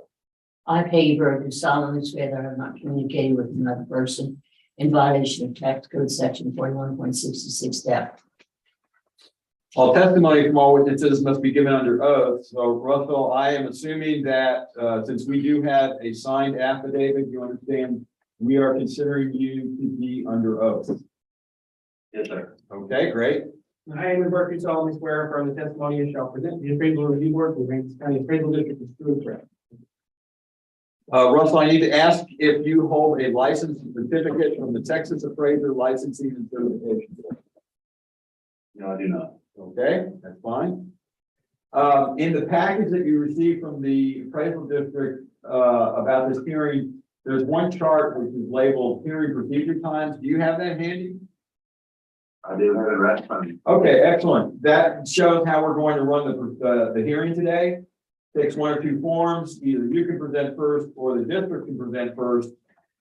You both have equal amounts of time to present, question and rebut, regardless of who goes first. But you get to make the choice of who presents first. I'd like to present first. Okay, well, you have 5 minutes to make the presentation, and then we'll get additional minutes and play along through the hearing. Okay, and it is time, so go ahead, you can start now. Okay, so, first of all, I'd like to thank y'all for your time. And that, I'm, giving this information in this discussion, for your consideration. This is, my home. I retired last year and, have moved and, this home has been in our family for, over 30 years. And I'm just trying to carry on the tradition as well. My concern is that, the jump in the increase that we've seen, and I know that the market has been kind of crazy, but this is not a rental, particularly not a short-term rental. If you look at our block and the homes that touch our block around the perimeter of our block, there's like 17 homes. 10 of those homes are known rentals. And 2 of them are long-term. One of the 2 is a triplex. 3 are known residents by me, and 4 I can't really say. Most of them are short-term rentals, ones that are rentals, and they have different people in them every week, and some of them every night. They walk through my yard, down my driveway. You know, they trespass my property, and I have 5 property signs posted, which doesn't seem to make any difference at all. They, of course, put multiple families in these homes. They stay up all night, make a lot of noise, shoot fireworks off the balconies of the house. In fact, one of the residents, I've heard him several times yelling back across that he's asked him to, you know, quiet down and have to call the police. These don't seem to be regulated very well. A lot of times it appears the mortgage qualifications based on potential income. And in fact, some of them, they use a method to determine, the potential income to pay over the appraised value of a home. And I feel like that's not fair to someone that is just a resident, not a business. I feel like it's a bubble right now because of some of these things and creative financing. And that they're predicting a large adjustment. We've seen it in the stock market already. As I said, these are businesses, and I feel like they should be treated differently. Okay. And, so keep going if you have more to say. Excuse me? I said you may keep going if you have more to say. You have time. So, I'm basing also on appraisal we had last year, and know the market has changed, but this is a big increase, and I've looked at the property value. If you just look at the property value of the land value, and some of the appraisals, or a lot of the appraisals south of where we are considerably less. So, anyway, I'm asking this for your consideration because of the increase this year. I'm asking for a moderate increase. That's really all I have to say. Okay, the district now has, 7 minutes. Excuse me. So this property is a small, older home on the waterfront on Water Street. It's 52528. Last year it was certified at 702,610. This year it was noticed at 799,440. There was no adjustments made to the house. It was not improved in any way. If you look at the property card, it's a 3-class home, and it is an effective year 1959. So the depreciation on it is 39%. To put that in perspective, when it hits 34, 35, it doesn't go any lower ever. That's the bottom of the cost value, the economic life of the house. So this is indicating severe deferred maintenance on the house. So the house is only contributing $91,000 in value. A lot of that has to do with the neighborhood it's in. If it was in if it wasn't on the water, it wasn't in South Rockport, it would only be $57,000, which is, it's wood, basically. So the value of the house itself is extremely low. There's kind of nothing to do to put the value of the building down anymore. The waterfront land value is $638,000 of the notice value. So that's pretty much it. It's the value of this waterfront. There's a waterfront east that's given it a little bit of value. This property has slightly less waterfront east than an average lot, because apparently the NAV district owns a chunk of it. But You said 630. 707. You said the land value. yeah, 707. no, it's just the waterfront chunk. It's 638. Oh, I'm sorry. Yeah, there's a lot behind it that's on Magnolia, and you could look at the density of this area. You could sell it and put a house on it, but there's this back strip or whatever. The comp sales are going to be sales on the waterfront there. These are all waterfront sales in South Rockport on Water Street. A lot of these homes, none of these homes are going to be 3 STs with 100,000 years of depreciation. The closest one is comp 4. It's a 4 class. It's very similar, actually. If you look at it, they have the same sort of balcony railing on the roof. But it looks like it's had some more updates, and that kind of thing. The condition is indicated as being better, and it has less. So that's really the best comp. When adjusted to be like the subject, it's pretty much the notes value. so our median ends up being 940, but again, we're comping it to stuff it's a lot nicer. The best comp is number 4, which is 798. The equity grid is, the median is 818. This is, it's because the house is really old. It's just, again, it's how equity grids work. If your house is the newest, nicest one, it's gonna say it should be lower, and if it's the oldest, smallest one, it's gonna say it should be higher. You know, as far as the other thing, you know, unfortunately, or fortunately, depending on which part of life you're in, the market value of a property, one part of that definition is under prevailing market conditions. Prevailing market conditions right now does include an enormous amount of value because of short-term rentals. I live in South Carolina. If I sold my house, there is a 98.5% chance that it would become short-term. And that is, it contributes value to my house. I would sell it, I would be able to sell it for more because either the person who buys it would just be short-term renting it or would be living there part-time and renting it when they're not in it. And so it does justify higher property values.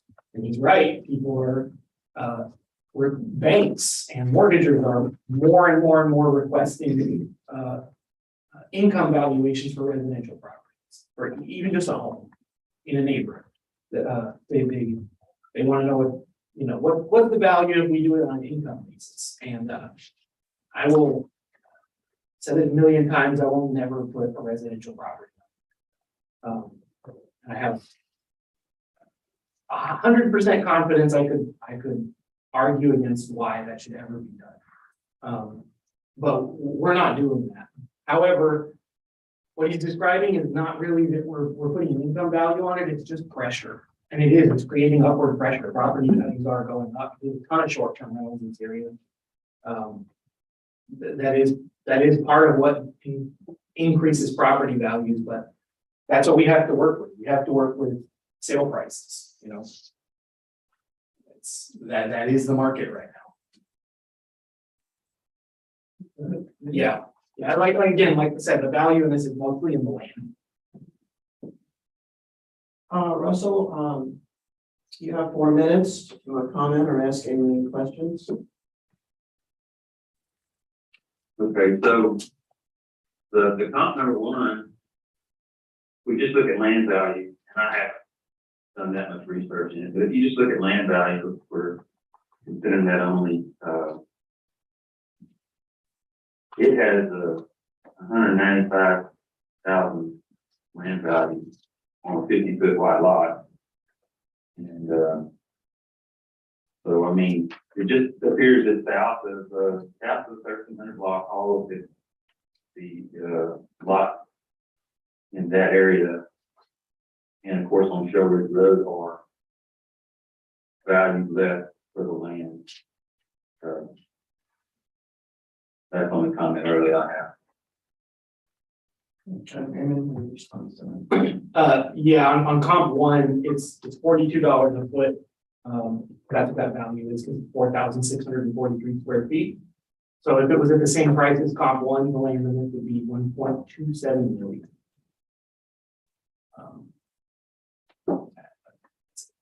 That land value is actually higher per foot because it's smaller.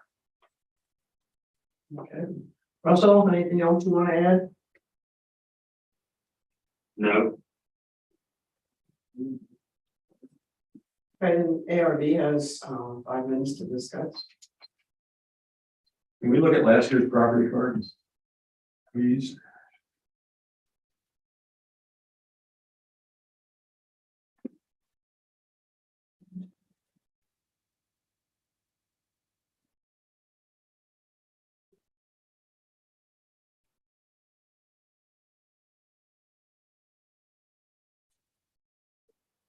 While he's pulling that up, I just wanted to, as an aside, say, if y'all are living here more than half the time, you might want to update your mailing address. We still have 106 Redbud in Lake Jackson. I mean, if that's still good, then fine, but you know, next year, we're still going to mail your notice to Lake Jackson. So if you would rather it go to this address, just let us know. You know, I mean, we're trying to just maintain one right now. Most of the stuff we do is electronic these days anyway. Yeah, sure. Well, we're still mailing paper and everything, so. This was, Vera Thurman at Homestead over 65. And there was a deed transaction in 21, to the current owner. And it's now just homesteaded. It is something. So it is homestead. Yes. It was purchased in July and then homesteaded. It was in the family. Oh, yeah, I mean, it was transferred. It wasn't sold on the open market.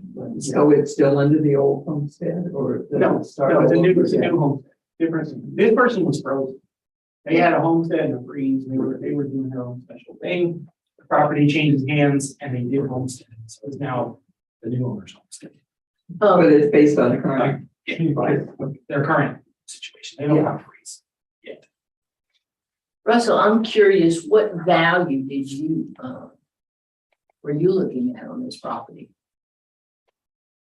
I feel like that, you know, modest increase for, you know, what would be normal, normal times would be somewhere, you know, around 720 or so. Okay, can you guys? I'm not seeing something right here, because I can't get from the improvement value to 40,890. It's on an ARB. It was an ARB value. Ah, So okay, it doesn't add up. okay. Okay, The 40,000. Yeah. From last year. yeah, 7 what? sorry. What did you say? The 40,000 improvement value last year Oh, okay, was from an ARB decision. okay. And so that got added back in this year. Well, that didn't get added back in, it was redone, I mean, it was done. Oh, because of it, Yeah, so what happened this year is going from 40,890, we had 57.2 as the improvement value times the neighborhood adjustment, which went from 146 to 160. So it's kind of a multiple whammy kind of thing. Yeah. Okay.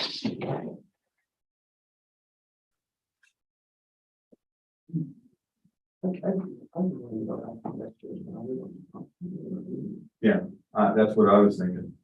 To use last year's improvement value, 4890 plus whatever the improved other land.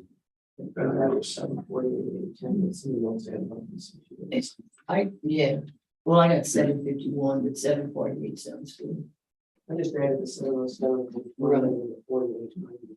Right. I didn't whack it, so somebody can do it, yeah. Well, all right, so. Hold on a second, Russell, we're trying to figure this out. Okay. 748, 310. Yeah, Next up is 748. 748, 100. Yeah. Oh, 800, I'm sorry. Yeah, I'm okay with that. Yeah.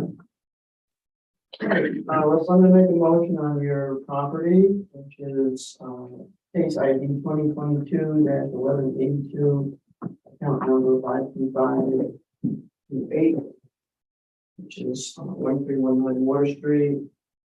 After hearing information from the property owner and from the district, it's intending to declare the review board to go back to last year's improvement value and keep this year's land value. To give us a total of 748,800. As opposed to the 791,440. No, second. All in favor? Hi. Anybody opposed? So Russell, you understand what we did? If you could take a few minutes to explain. Sure. that'd be good. We kept last year's value on your home, your improvement, which is 40,890. This year it was noted at 91,520. So we went back to last year's value on your house and then kept the land value. So that brought the total to 748,800. So it's a sum of 707,920 for the land plus 40,890 for the improvements. Okay. Okay, That's your new number, so, thank you very much. you'll receive a package in the mail here shortly. Thank you. Thank you. You bet. All right, that's it. I'm moving until 1:30. Yeah, we're gonna take a little break and then. Are we hung up? It's got a red on I think the red was still green. Oh, yeah, she's on. So we're muted, the red is the mute and. it. It's out. Is there any way to turn this off? Yeah, it's like a cell phone. There's a power button. I don't, we never could find it. It's an on Oh, file. it's okay. Yeah, I know, but if we wanted to turn it off. Oh, we could do it. Yeah,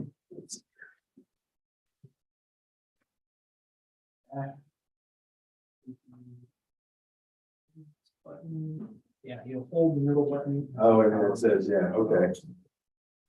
Last time I did that, it said self-destruct.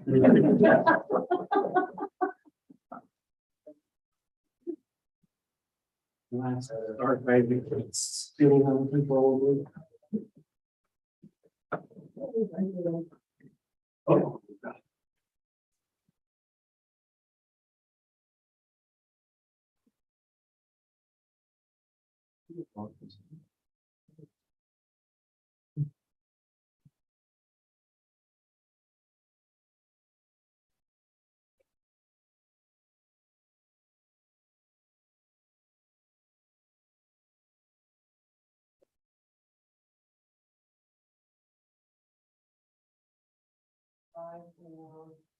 That's gonna be really annoying when all these little houses are gonna do.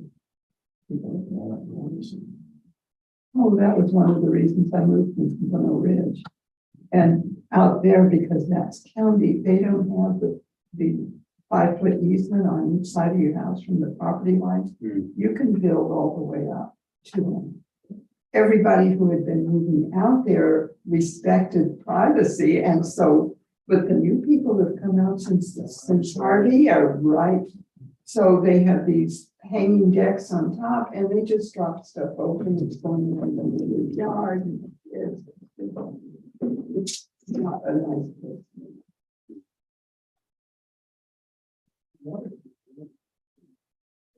Mhm.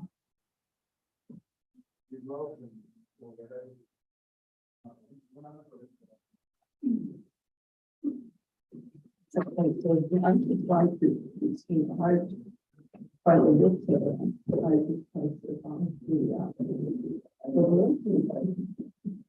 because we want to block homes out on Pocono Ridge, which we thought they would stay. Back right down. Sorry? That's a different. Yeah. Trying. Oh, we didn't go by our thing. What might go. Yeah. Maybe you need another one. The candy bowl? Yes, sir. No, Please. It's a little early. Well, it's a government. Yes, sir, it is.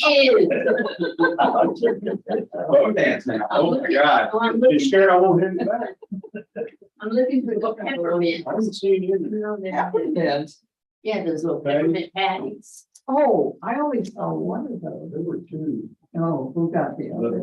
Well, they disappeared. Yesterday, I ate both of them yesterday. This was that mixed bag, and it's really got some nice stuff in it. Yeah. Let's get one of those. You can't just one. No, you can't. I'll get some water then, since I can't get peppermint patties. Just all of us. Those are the best. Okay. I like them. Which ones? Very much. Oh, those are good. All those, what was the Kit Kats that are in that dark chocolate? Those are amazing. I know. I'm just one of my stuff for you. I remember as a kid. And then, they're good in the refrigerator. I freeze on whenever I have to. Or cookies. Freeze them in the freezer. I like them frozen. Yeah, he said it'll be about 15-20 minutes before they come in. Go out here. Let me take one more quick break and then we'll talk a little about at least one of the letters. I can give you some idea of where some of the thinking is headed. How long will you take, you know? He said, No, I mean. oh, the actual thing is gonna be real quick. He's basically got 1 or 2 pages to present and, Is that certified? yes, That was the goal we've been working toward, right? at least January or July 20. Yeah. And trying to get below or above 95%, and they Oh, were they? We made it. were well past. Oh, wow. Oh, good. They were like only 3% off or something like that. Wow. That's great. Mhm. All the hearings you mean, yeah. We've been working ourselves to. You deserve a piece of cake. Only if you don't have the people. Thank you.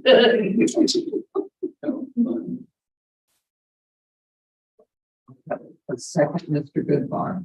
You wouldn't want to mess up my lunch.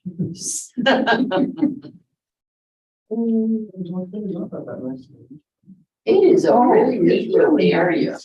Yeah. I use the tire shop right next to it all the time. She is a very sweet lady. They're really nice. A lot of the locals go there, we've noticed. I'm taking my wife over there. She loves rock. Well, they have it. It's a really nice. It is. Very well organized. Yeah.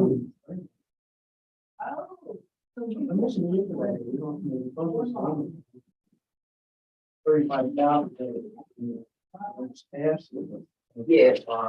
I think that one's gone. I was looking for it the other day because I wanted Which to get one? some papers. Go down to paying for its residential on the right hand side of the big yard. Oh, that, because there's another place on 35 going to Portland. There's On 35, or business 35? No, on highway. 35. Highway 35, yeah. They also have rock there, I've noticed. Oh, big pile, like a big Big pile. pile, yeah, And there's- there's more rocks and gravel. Yeah. and, You know. They're starting to store some of that as well, smaller stuff. Yeah, it looks like it is. I would think that would be well, because rocks are big. Sure. Talk about it. There's no place to get them around here now. Mhm. You know, in California, I could go out. and Dig one up. Yeah, they were all over. Yeah. the place. Dig one up. Okay, let me chat a little bit about what's going on, some of the discussions and thought processes around motivated from that letter where the property owner had requested that its exemption, he really wanted the exemption to be The homestead. yes.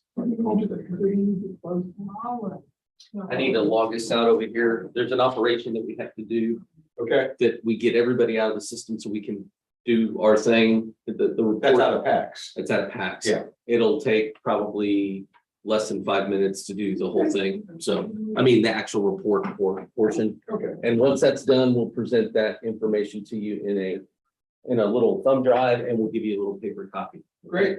Of the summary sheet. All right, so let me just so you know.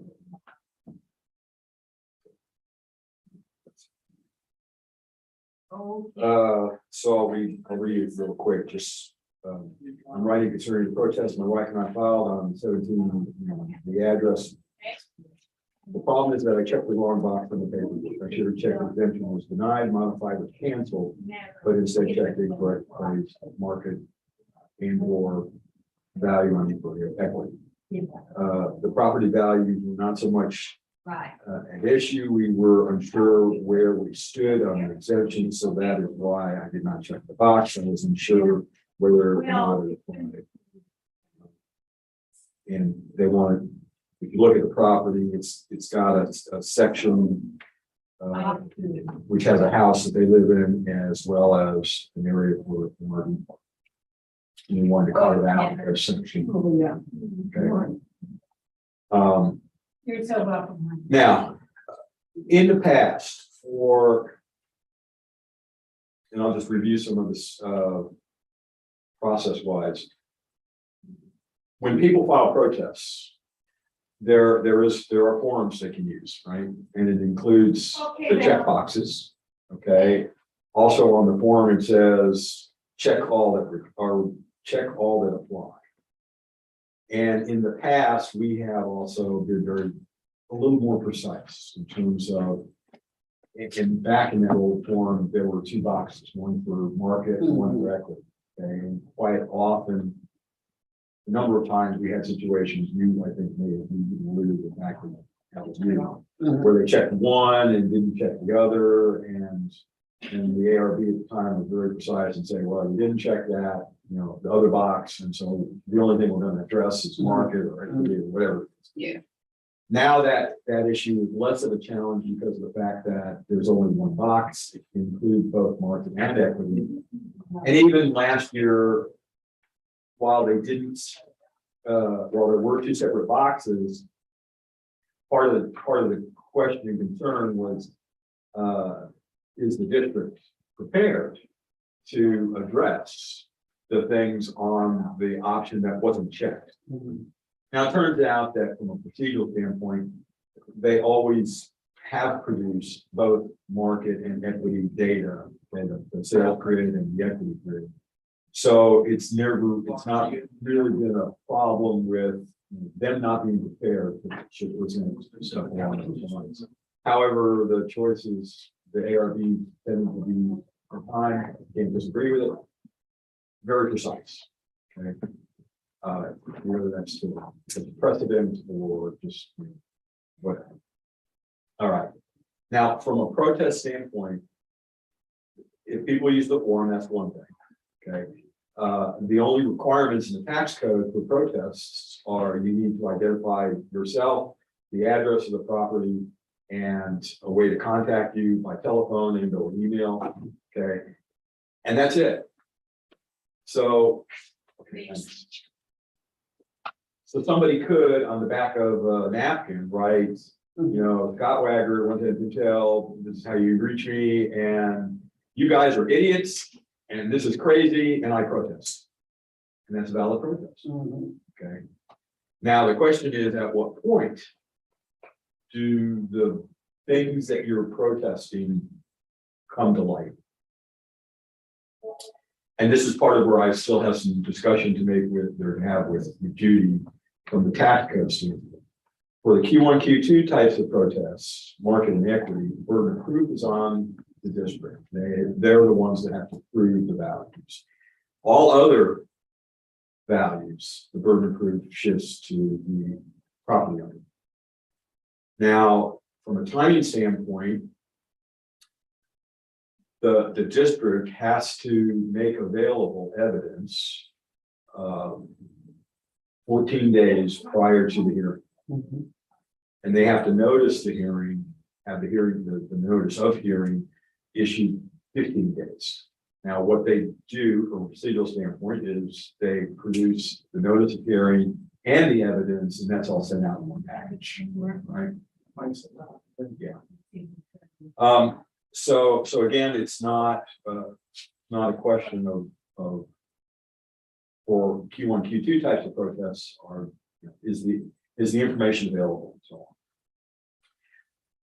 But in the case of other kinds of protests, the question is, at what point does the property owner need to identify what it is they're protesting, and B, make available any evidence that they are going to use for their protest. And the main reason for that is so that the district can be prepared to respond. Okay. In my quick run through documentation code and so on, it wasn't clear to me exactly what the onus was on the protester to provide information for those things that they are going to be, that they have the burden of proof. And I think in my discussion with Judy, it's kind of, she's of the opinion to avoid, or at least she said, to avoid the possibility of being sued for a denial of protest. That up to the point of the hearing. That they can say, I want to protest X, and it really hasn't been addressed or made known to the district what X is. Okay. Now, we could, as an example, say, okay, somebody comes in and in their hearing, they say, I want to protest this other thing, exemption or something or other. And we could, rather than be very precise like we do in the past, say, okay, fine. However, district, are you prepared to address that part of the protest? And at what point, even having allowed that, at what point do you kind of draw a line and say, okay, Mr. Property Owner, that's what you're doing. Okay, that's what you're protesting. So that even if they come in, what you want to avoid is somebody says Q5 other, right? And they say, I'm protesting because my neighbor has, a pig farm or something. And then they get in the hearing and they say, oh, by the way, I also want to make known that my other neighbor is raising cows. Okay, so you got to draw the lines somehow. Right. And so I can kind of see the district's concern about at what time and to what extent do you draw the line. And I don't know that we can be totally precise on what where we draw lines and so on. Plus, I also want to go back, I need to go back and look at the documentation that's sent out. So for example, the notice of protest, the notice of hearing has a whole raft of information associated with your hearing, which deals with, you can do it by phone, you can do it in person, you can do it by affidavit, well, how you do that, and these are the time frames and so on and so forth. I want to revisit that to see what are the evidentiary kinds of guidance that's in the notice now. For those items, in particular, for those items that are where the burden of proof is on the property. Now, this particular letter is a little odd in that from all of the time frames standpoint, it appears that he's timely. Okay. The only problem per se is the twofold. One is the identification of what he was really protesting, and then his letter itself, which is really vague in terms of what's your issue, what are you wanting to do. Okay. Now, Mike alluded to the fact in the meeting, and he didn't go into a lot of other information, because for us as the ARB to have knowledge of what an upcoming hearing is going to be about ahead of time is not kosher. Right. Okay. And he rightfully avoided that. When I talked to him yesterday, I went into that with the provision and understanding that if and when this comes as a hearing, I'll recuse myself. Okay.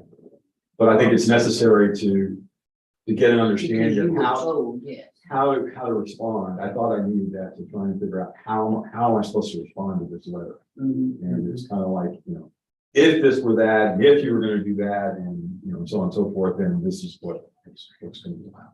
So I'll complete because again, as I thought through,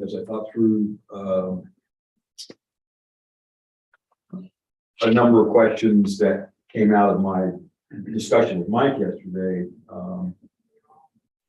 I have more questions to ask Judy, and based on that, I'll come to some conclusion in my mind that I'll breeze by you guys in terms of how we should deal with these situations of what might have been construed as late protests, although they really by the code may be okay protests, okay?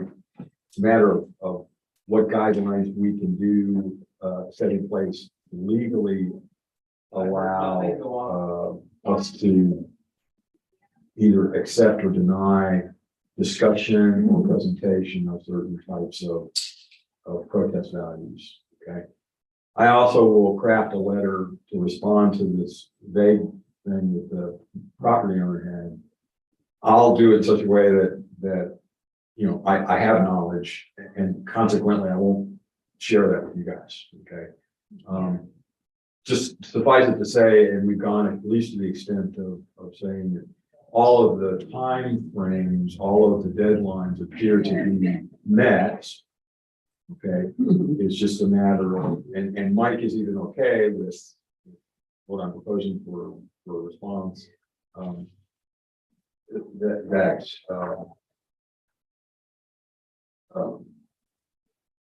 Yeah, he'll get old. That, you know, my response will deal with how to handle this specific case. And I think I'm confused about is, he did write a second letter to Mike, or to the appraisal district, about this homestead exemption, which Mike modified. He didn't write that, okay, so the timing of the, Two different things. yeah, the chain of events was appraisal notice is sent. The guy wrote or submitted a homestead exemption application. At the same time. No, Oh, so that came in. yeah, what the one thing we didn't get presented was the protest, the notice of protest that the guy submitted to say I'm protesting. And that showed just that he checked Q1, Q2. Because it went in and going away, right? So, I'm sorry. Yeah, okay, so the scenario is notice of appraisal. What would and did come next was him submitting a protest, a notice of protest. Okay, where he just selected equity in market. Okay, the next thing that actually happened was he submitted an application for homestead exemption. And the next thing that actually happened after that was Mike acted on that. So this was the appraisal notice at the end of April, the homestead exemption application was May 25th. In between, there was a notice of protest that was filed. Okay, and all I can say is, you know, you guys, Val said that was timely. Now, the letter of the law says 30 days after the appraisal notice is sent, that they have to have submitted their protest. So one assumes that, and since you said it was timely, that, you know, from April 21st to May 21st, somewhere before May 21st, that he submitted a protest. Okay. May 25th is when the appraisal or the homestead exemption application was submitted. And at the end of June was when Mike responded to that with the modified homestead exemption. Okay. I didn't look in detail at the homestead exemption application to see whether it went to any specificity in terms of what they were trying to actually homestead, what part of the big piece, recognizing that there's a piece of the property that's where they're living, and then another piece that is the Are you RV. modifying it? That's correct. So I guess what I'm confused, is, hasn't that already been doing what? It has, one might assume that since this is still being discussed, talked about, you know, we got a letter here, okay, that Mike sent the modified application or the approval, the modified approval, that the homeowner has an issue with the modified approval. We don't know that, Oh, okay. You don't Well, that's- know that. No, we don't know Okay. that. So, and that may in fact be potentially what the hearing is. Right. Okay? So, If we set some sort of standard that, you know, certain things have to be done by a certain time before. Would that go into that operating procedure that you put together at the beginning? Would that be something we would add? yeah, it's a good question.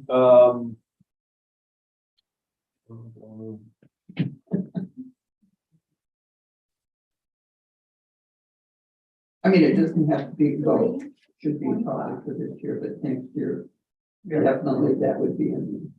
Because I think this is all trial and error this year.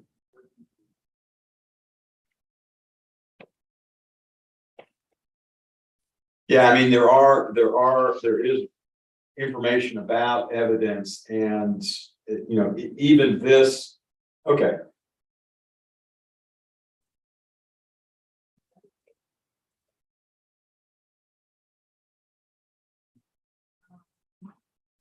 All right, so, this section here, which talks about exclusion of evidence and some of the timelines, does talk about the appraiser making available 14 days before the hearing evidence. Now, by the letter of the tax code, the appraisal district doesn't have to provide that information to the property owner. The property owner, by the tax code, at least as I recall, Had to request it. had to request it. Yeah. And so in many ways, the process where the notice of hearing and the inclusion of the evidence, including the evidence is a good thing, right? So the property owner doesn't have to request it, they just get it.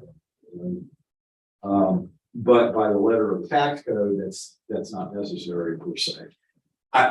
This doesn't address, and none of the procedures address what does the property owner, what is that person on the hook for to provide information prior to the hearing, so that in large part the district can prepare for what they're supposedly protesting. Yeah, but don't we have a thing where they can provide evidence up till before they come in to see it? Yeah, and it's a great question. You're right. Up to the point of the hearing. Yeah, well, that's, But- well, we have said that they could, because they ask them out there, you have everything, you have more stuff you Yeah. have for me to put in. And I don't know how precise we need to get, or that the code or whatever is in terms of evidence for the hearing versus evidence so that the district could potentially prepare. So there may be, and that's why the protest form is really kind of loosey-goosey with respect to, especially when people choose other, right? They choose other and they say, you know, you guys are nuts, but you know, is that enough for the district to present or to prepare for something? Because we don't know exactly what their issue is. Well, and especially, you know, if, while it's being put in through the computer and scanned and everything, that's one thing. But when they come with the thumb drive, you have no clue as to what's on that. So it's even more difficult to to prepare. to prepare. Yeah, yeah. Now, the only saving grace in part of this is that this probably, I don't know, 98% of the protests that we get are Q1, Q2 types of protests. Mhm. So it's not very often that we get a protest revolving around any of these other codes, exemptions, CAD. We did at one age and we checked everything. Oh. We just dismissed all of those. Yeah. And having them checked is better than not having it checked. Yeah, 'cause you- And then having, surprise kind of thing where, at a hearing or even coming up ahead of time, right? Yeah, because there's always that fear they'll come in and say, I changed my mind. I don't want to do that. I want to do this. Right. And Right, so there has to be some sort of limitation. right.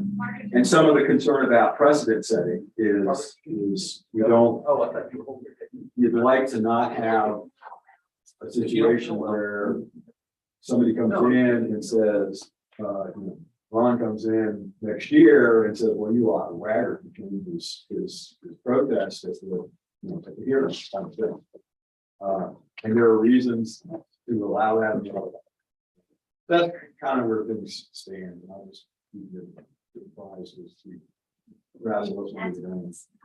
I don't think we're just making a copy of it. Yeah, please. All right, so we're to the part where we have now certified. We've done the certified total. Do you keep packing the packs on that side, right? And basically, to recap, in an open meeting, I'm just saying this for the pump area. Basically, you have a situation in which you have the available number of properties that are out there available to protest.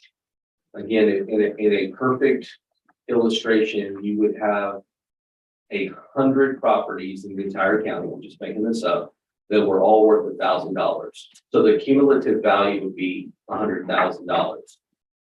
Now, if 9 people protested out of those 100, then the percentage that was under review would be 9%. And from the time you started. So let's say the 9% and you hear 5 people, then you would have 4 people left. And their total still under review would represent a number of 4%. And then the district and the ARB could say, yep, we've heard everything we need to hear because we feel confident that it represents a total assessed value that represents something less than 5%. So that's an illustration of what you got.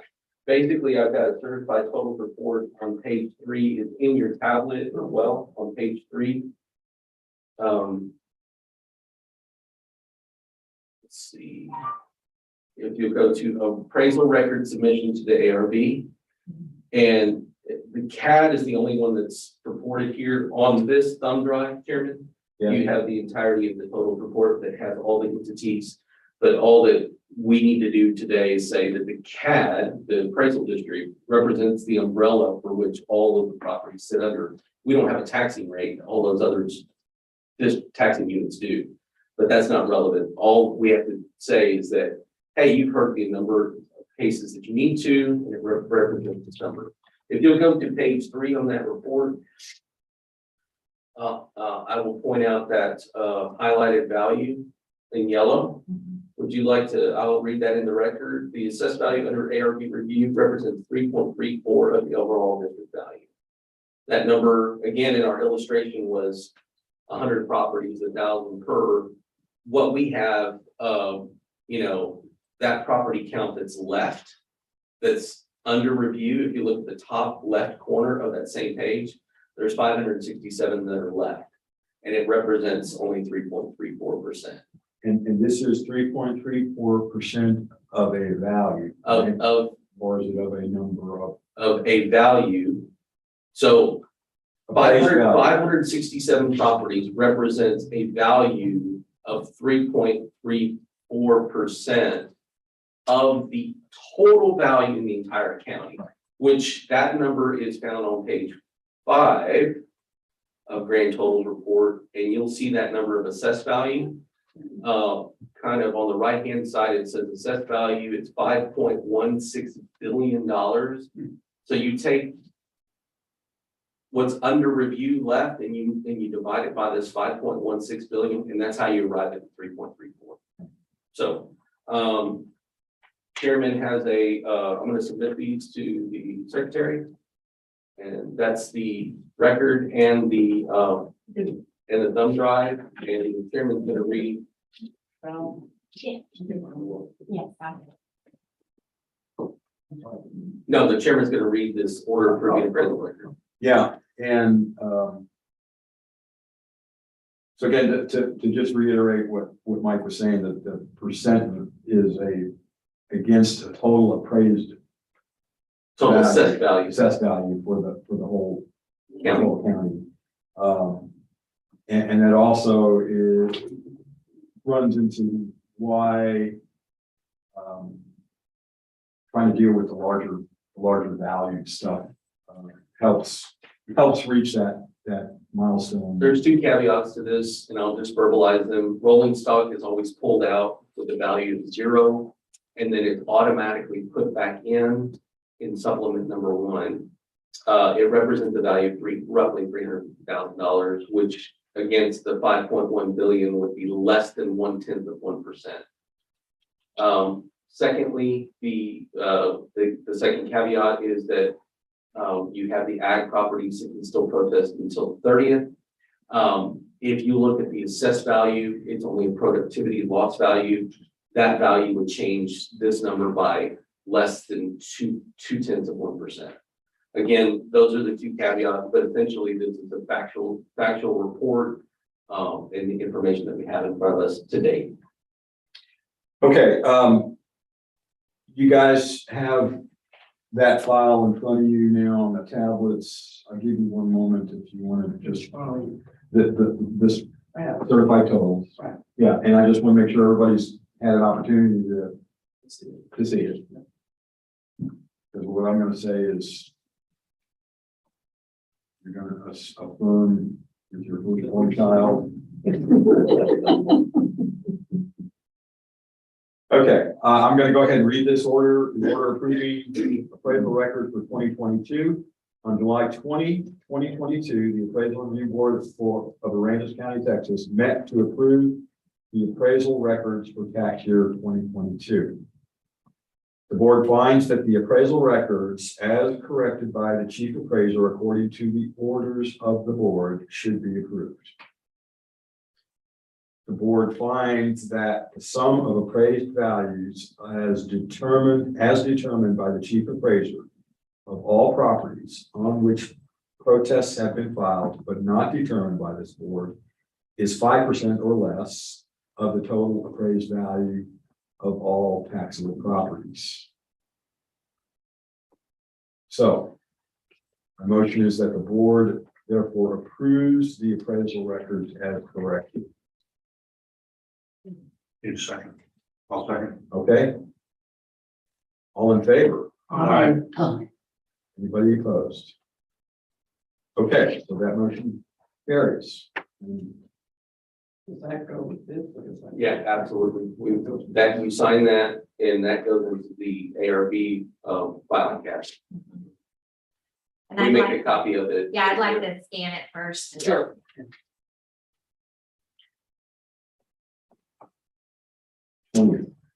Just want to make sure. Okay. Yeah.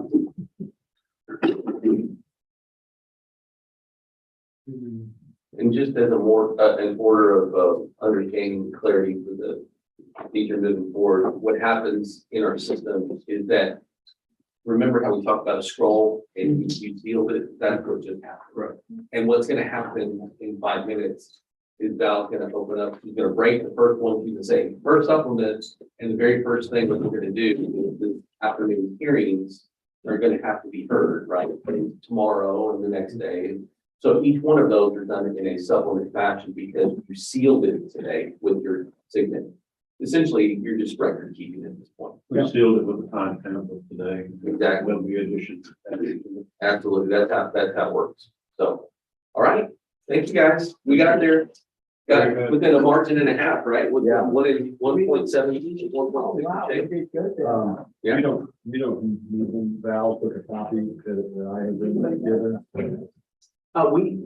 We have that in the system already. Yeah, but I'm coming up to be put in the garage. She take a copy of it? She wants a copy of his signed document, Yeah. and then she's gonna give you the original back along with the thumb drive and an envelope, and then you can put it in the file. I'm just wondering what happened. You can put that in the. We can do this, or we actually have 2 copies, one for me, one for you. She took my copy, so between you or her, yeah, whichever one doesn't get used, we'll get it. Until 1:30? I believe we are done until 1:30. I don't have any key with me. Can we- I have. Yes, I can. Can we go? Yeah, you're dismissed. Yes.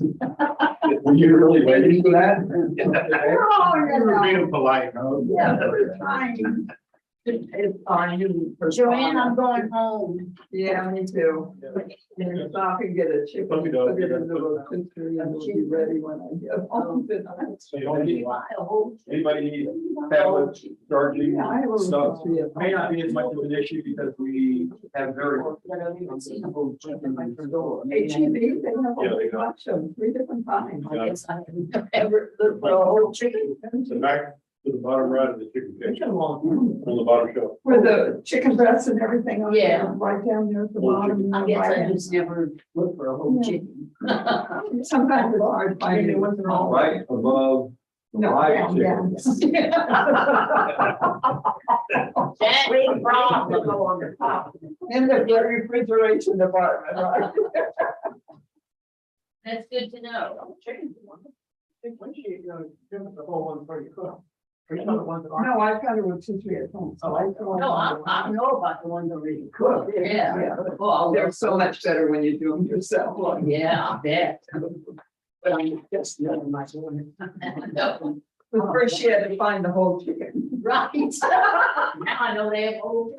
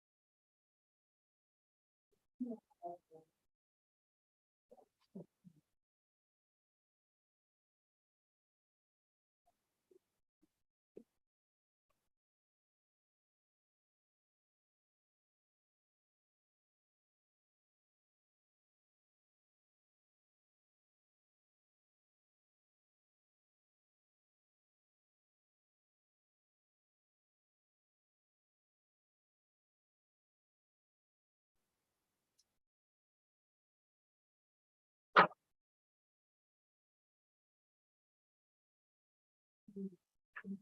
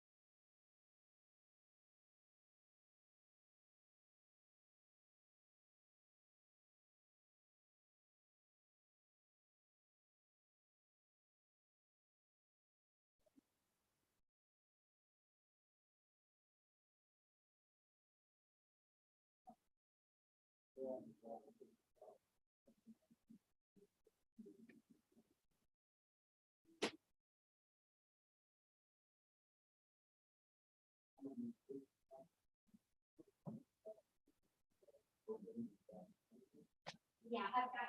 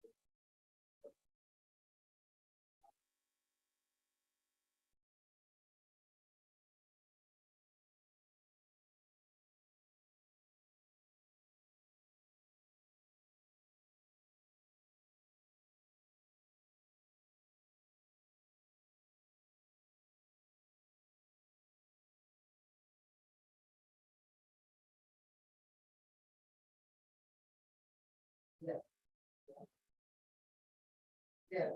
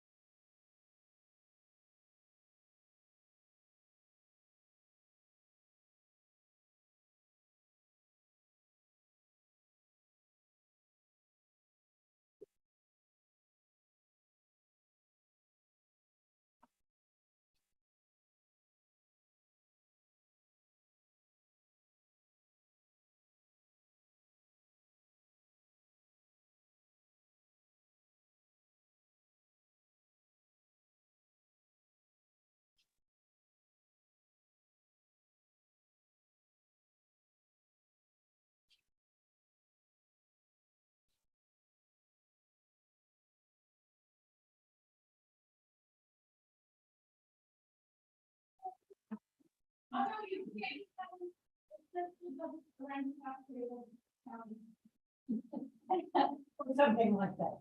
Yeah, someone. Thank you. Have a good one.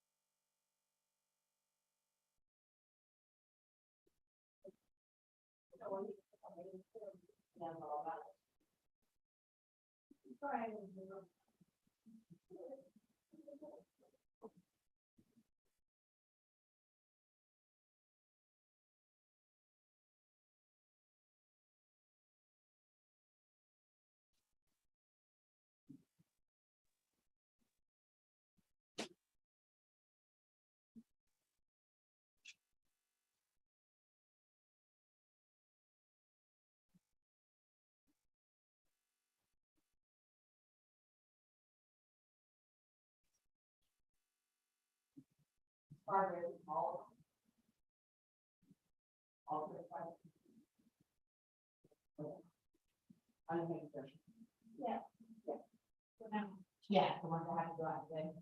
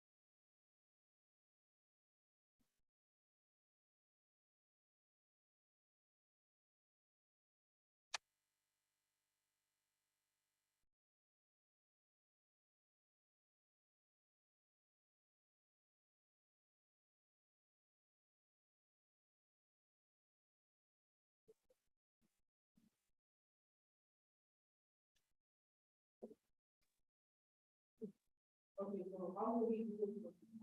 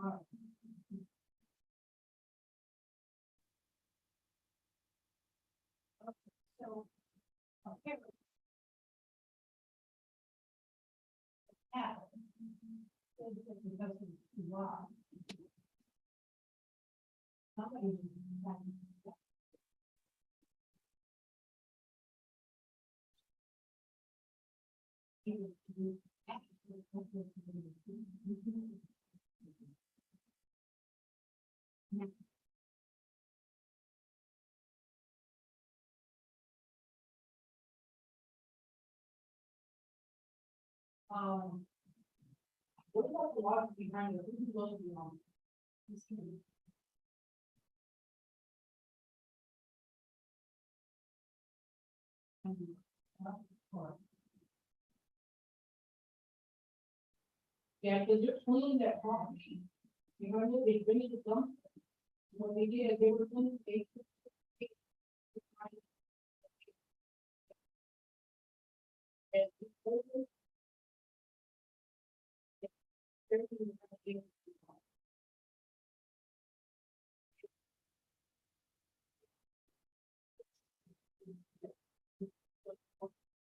They took everything to the gate on 3 lot. And supposedly the lady from here, the county went out there and said that it was already there, and she was pictures, but I think it's late pictures. Because I went in the middle of June, and not that much stuff was there that was a problem. So now they're wanting him to clean it up when the other guy was there. So they also want to demolish the house, or can they demolish it or not? It's not livable, the town is demolish it.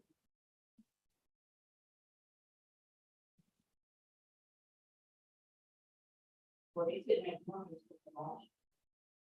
No, the one next. There's one next.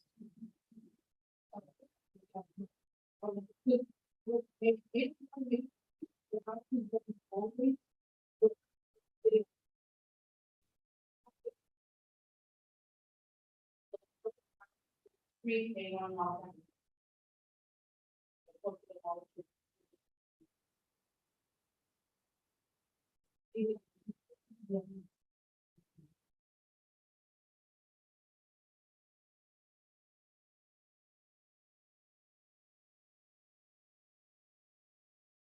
Yeah, that's what we go.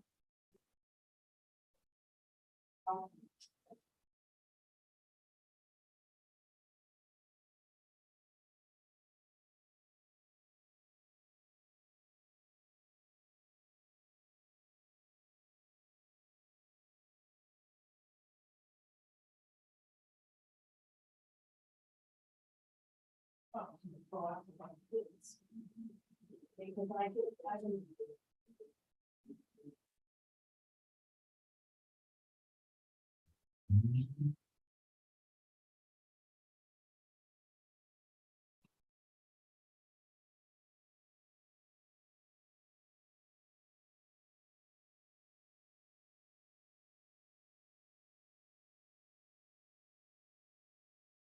That's the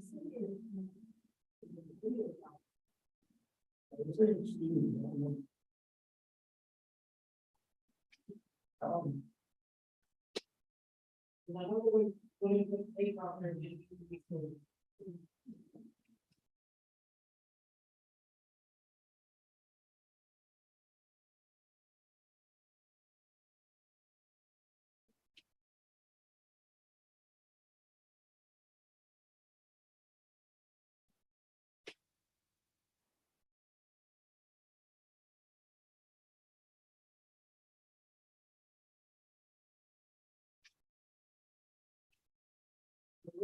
People after we know how it or the county in the city.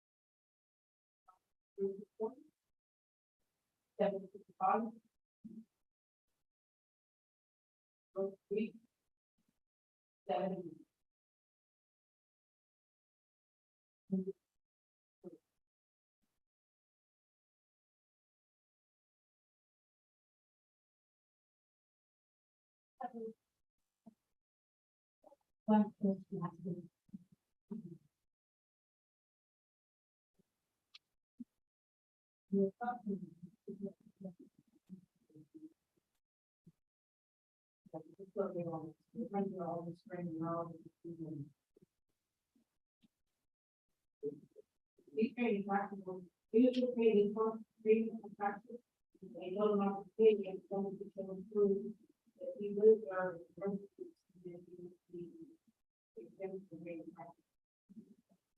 So I don't know if we should pay it as well. We don't think-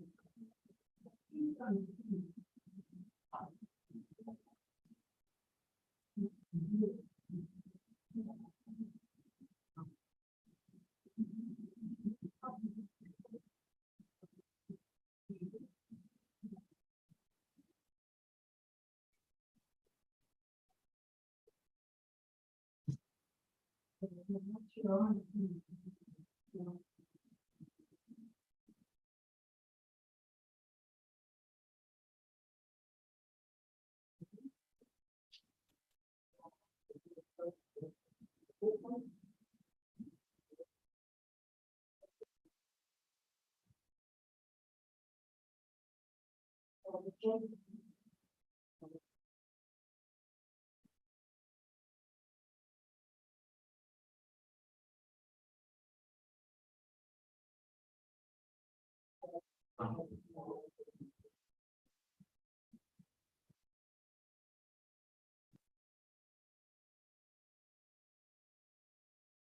yeah. Like I said, they get when they talk about homes from the tax, so that's the information, then we need to do a lot for. Change that.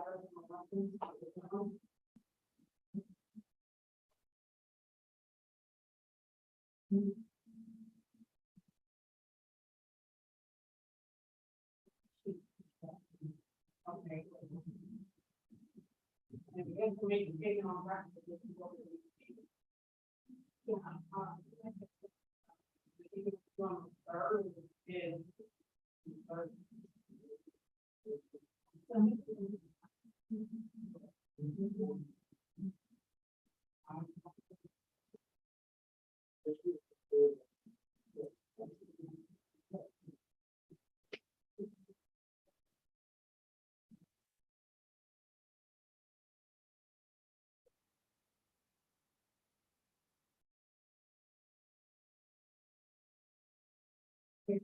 But if it's scheduled or not, we'll do it or not. Thank you.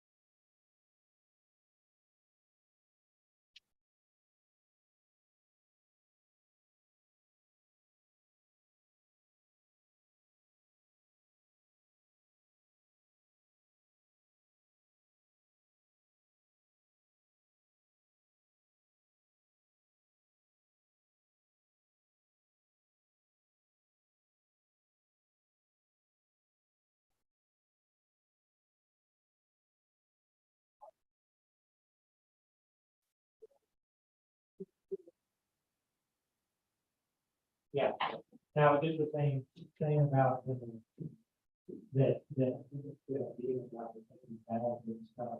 That are wrong and whatever.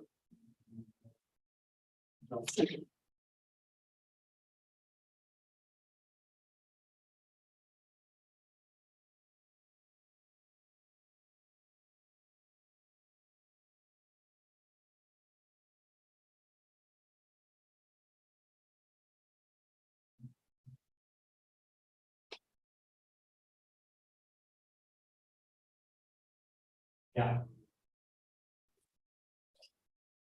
I'm kidding. Yeah, I mean, you can't move with the ground under you.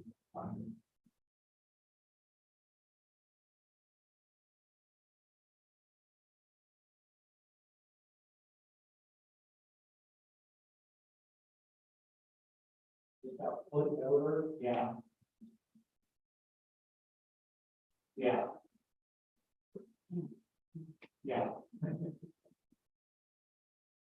Oh, yeah.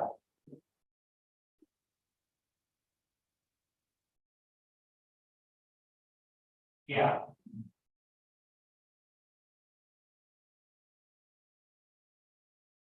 Sorry, missed them.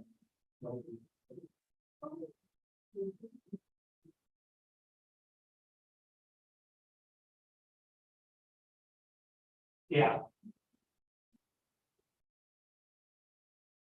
Yeah.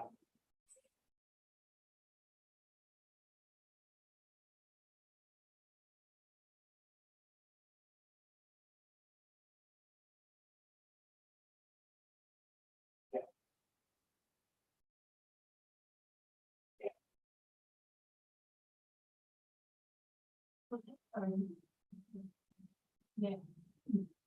Yeah. Yeah.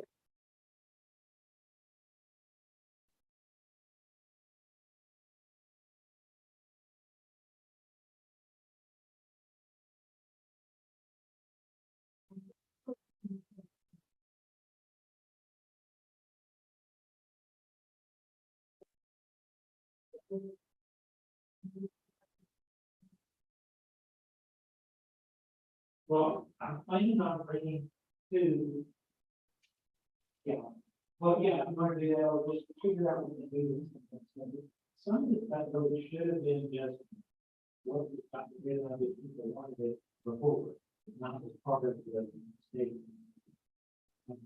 Um, because I'm good at what we want to do, like, you know, camel wear, something, or, you know, whatever.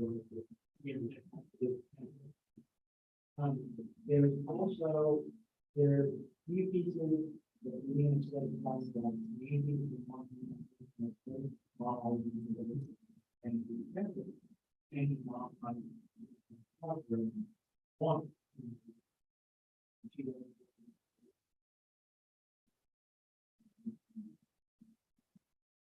And also the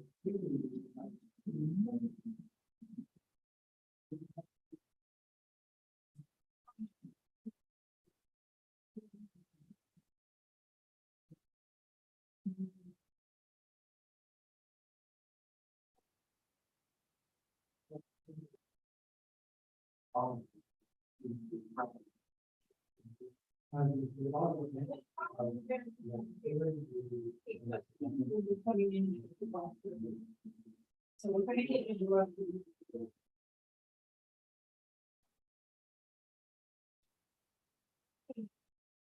yeah.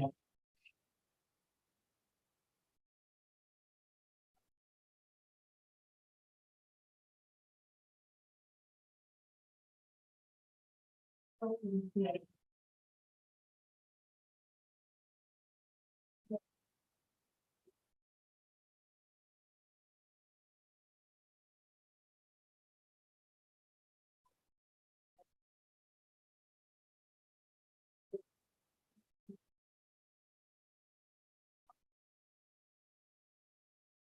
Hey. There's also the name comes from one.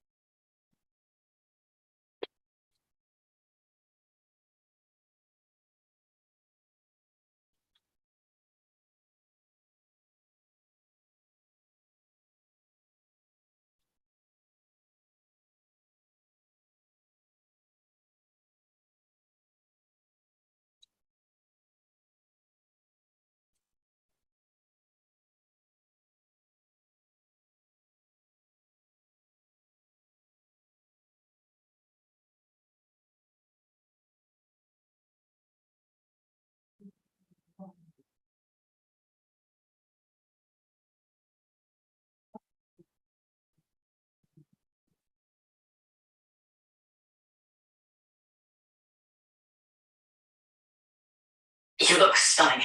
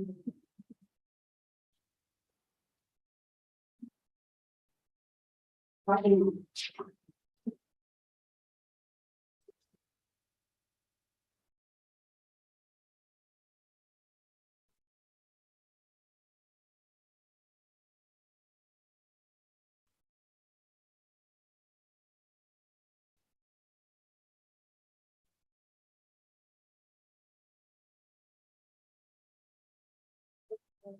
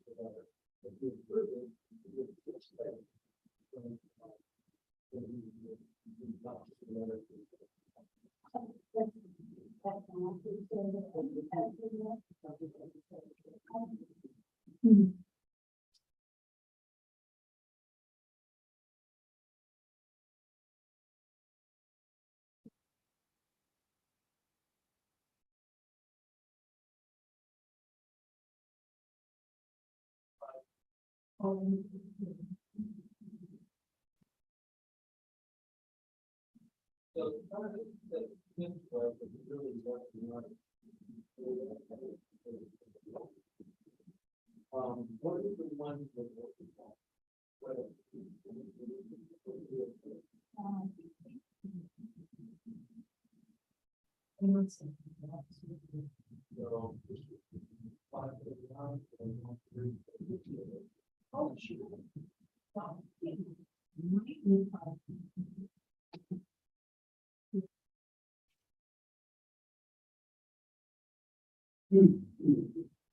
Well, it's getting hot out.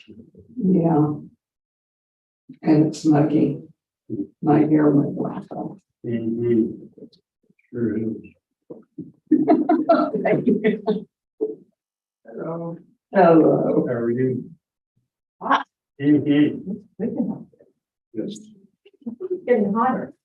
It is. It's just that I feel it more. No.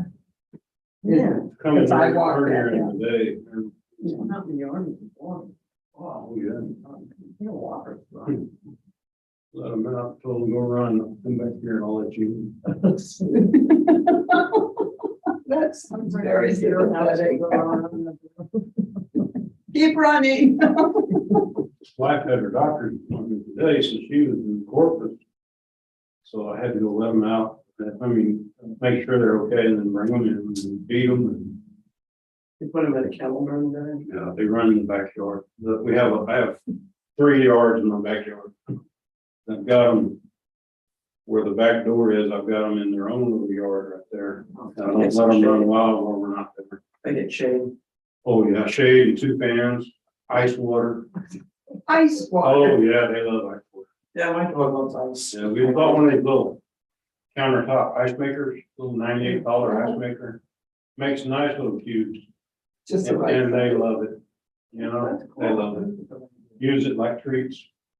They love it. That's cheaper than trees. I wish, I mean, I felt it, I said, oh, garden's walled in, and like, not much shade, but he eats grass, not do anything that you can do with it. Oh, they love it back forward. Do they care up any grass or anything? Yes, we got grass on all of I it. mean, do they care up anything? Oh, yeah.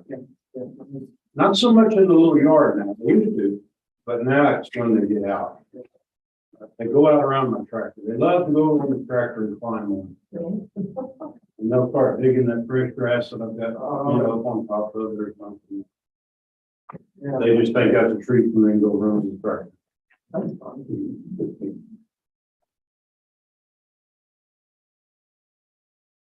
So what you ever put in the crates or? No. What are you doing with me? We usually sleep on top. They don't care anything about. Thankfully, no. I find a lot of, she seems to meditate on that. I never listen to house, and dogs, dogs. Well, yeah, They're up the pillow. we removed all the extra I need covers. to do that. She loves the zipper Zippers, to get to the phone. exactly. And it looks like snow when they get done, they can grab it and swing It's it. everywhere. Oh, I know. No, pillows are, oh, no, you can't have them. We've removed all of the loose stuff like that, so they're on the tile floor, we don't put them on the carpet if we're, sleeping or something, we keep them on the tile floor. But she sleeps on the bed, but she gets off there. Yeah, they're a pretty little house broken. Oh, mine are house, but she's not. broken. My parents said dachshunds. They can't do too much damage. Well. Not beside the order. I know, but at the same time, they're diggers, right? Yes. And they loved to sleep on pillows underneath the pillowcase. So, you know, their beds were, you know, pillows, you know, big pillows like and with a pillowcase on it, and they get You know what they were bred for, right? badger. Badger, Yeah, badgers out. Yeah. That's what they were bred for. It's like the fox terriers. Foxes. Foxes chasing fox. Yes, correct. How many millions of years did it take to breed that kind of behavior and different animals, you know? And it's bred into them and you just know it, you know? It's like. I was going to the room, the day I got her. All I had to do was throw a ball and it came right back. That's it. And It's it. everything comes right back. Anything she steals, she throws stuff goes back. She brings it back. Mhm. That's like I shepherds that for cattle and sheep. I mean, they'll Right. put them around kids. That's always funny because they're hurting the kids. Yeah, right. Or kittens. That's really a big to watch. I love them, but they're just, and they can try your thing. Well, That's collies. Yes, she's had Durban collie all her life and she shows them. House dogs, like, she shows them Bibles and stuff. But anyway, they're birders. She takes them for a long time. It's a natural instinct to bird those sheep. yeah, it was. Cats don't do that. No. The cats are fun too. Birdie cats. That's what they do. Yeah, you ever see that EDS commercial? Yeah. Birdie cats? Birdie cats. Yeah, but they're all, you know, we're eight cats, Choose your own after. except one that's inside, and, Hello. they all have such different personalities. We had one cat that, in fact, all of them, we only have one that we acquired. By All- choice. And all the rest of just kind of wandered up and decided they didn't stay. And there was one cat, 49, who was all over the half mile, 2/4 mile away. We got one at the time. And he was all over. Hi. the place. And, he'd come down. Thanks, and Mike. fight Come in. the cats. No. And I go Yeah, after the we're door, He grabbed onto that broom. And we took him and got him neutered. If you buy more than one, And it was like, No, no, our days on the property, you know, just mild mannered, just his demeanor is mellowed out, everything is just amazing. Amazing how. Okay. Oh, stuff. We just have what, 1, 2. I think there were 6. Yeah, who's gonna come this time out too? Consider it. Ooh.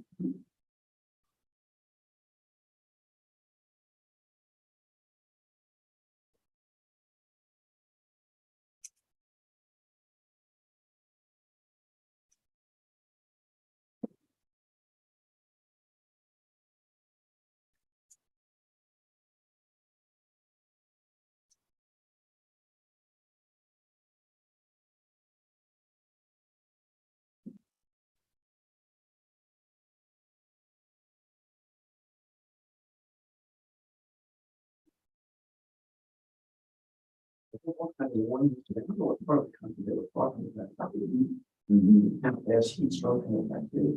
Right here. Corpus, you've been sending me stuff all day. All Texas. Yeah. Right now.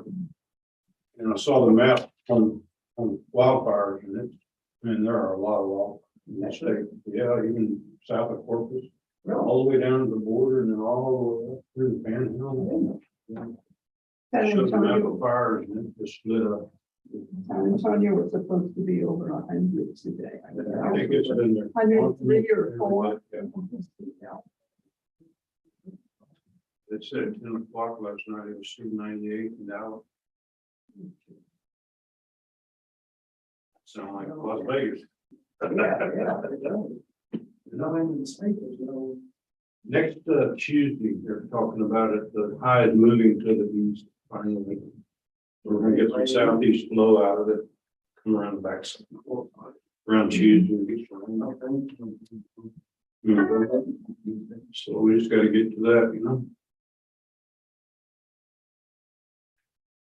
Oh, yeah, we've got something scheduled for 3. I don't see it. Let me go back out further. No, No. It's their idea, right? You must be on the wrong page. It's 8:30 and 1:30. You know, it's 53 years today. Exactly. No, it's the 18th. Is it? You're right, Saturday. 53 years. What's 53 years? When they walked on the moon. Neil Oh, Armstrong. should be. Yeah. Those of us who are. And I was around for that. Yes, that's our first one, it's our agent. So the case is 2027.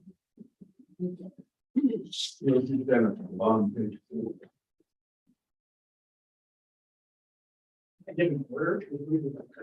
Oh,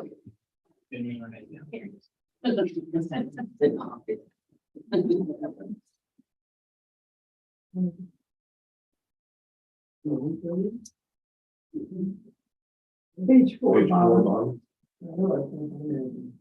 2027. it's property tax consultants. Although it may just say.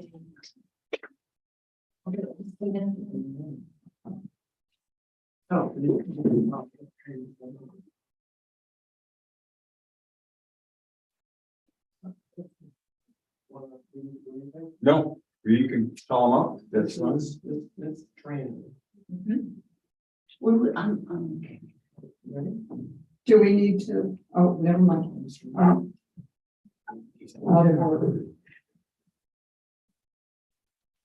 Oh, there. Right in front of me, Ron. That's not where you left. You have some It happened. 30s on there. Oh, I didn't put them in there. I'll get that done soon. Who are they calling?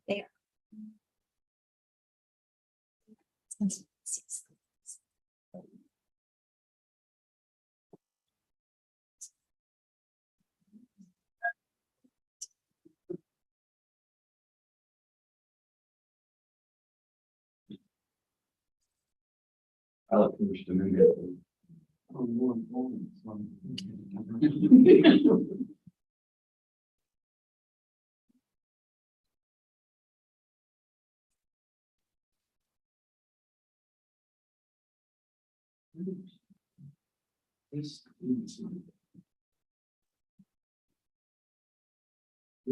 Just hang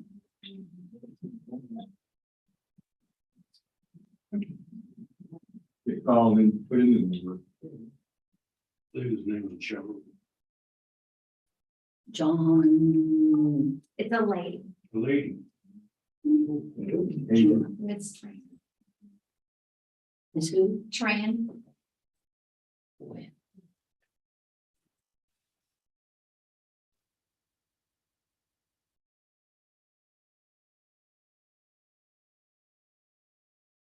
Thank you for calling Texas Property Tax Consultants. If you know the extension of the party you would like to reach, please enter it. Otherwise, dial 09. I don't know.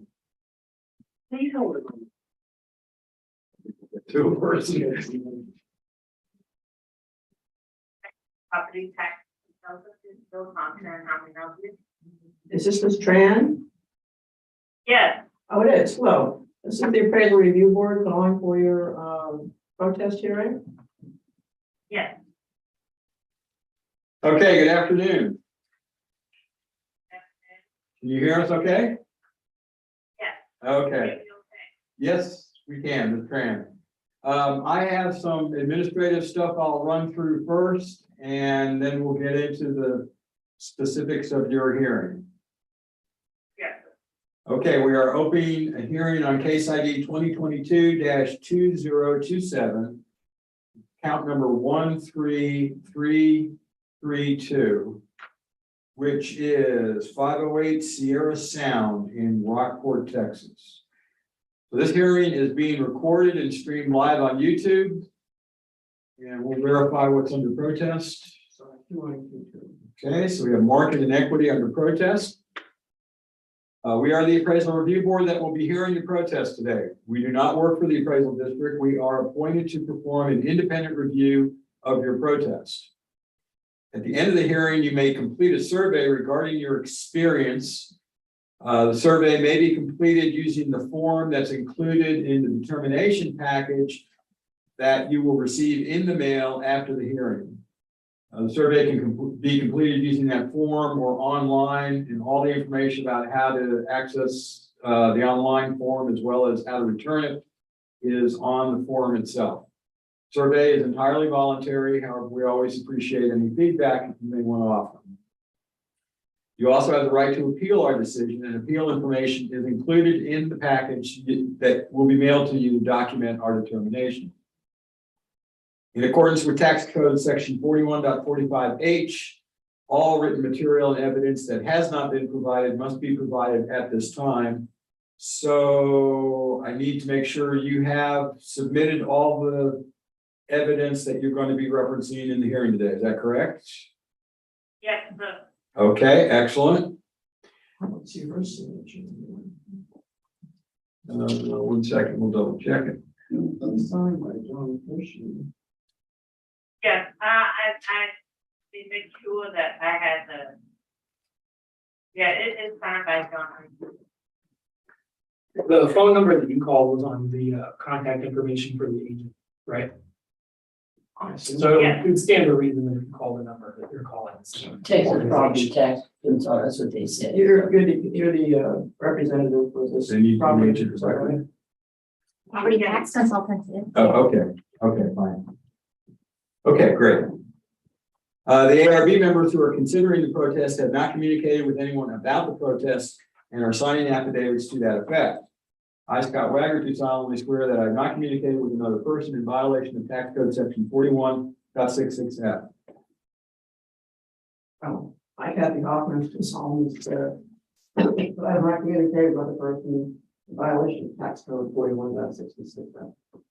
I, Joanne Ferguson, do solemnly swear that I have not communicated with another person in violation of tax code section 41.66F. I, Ron Kennedy, do solemnly swear that I have not communicated with another person in violation of tax code section 41.66.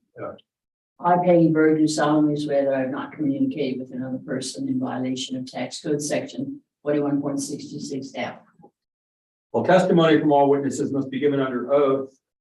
So Ms. Tran, I'm assuming since we have signed affidavit from you that we are considering you to be under oath. Yes, sir.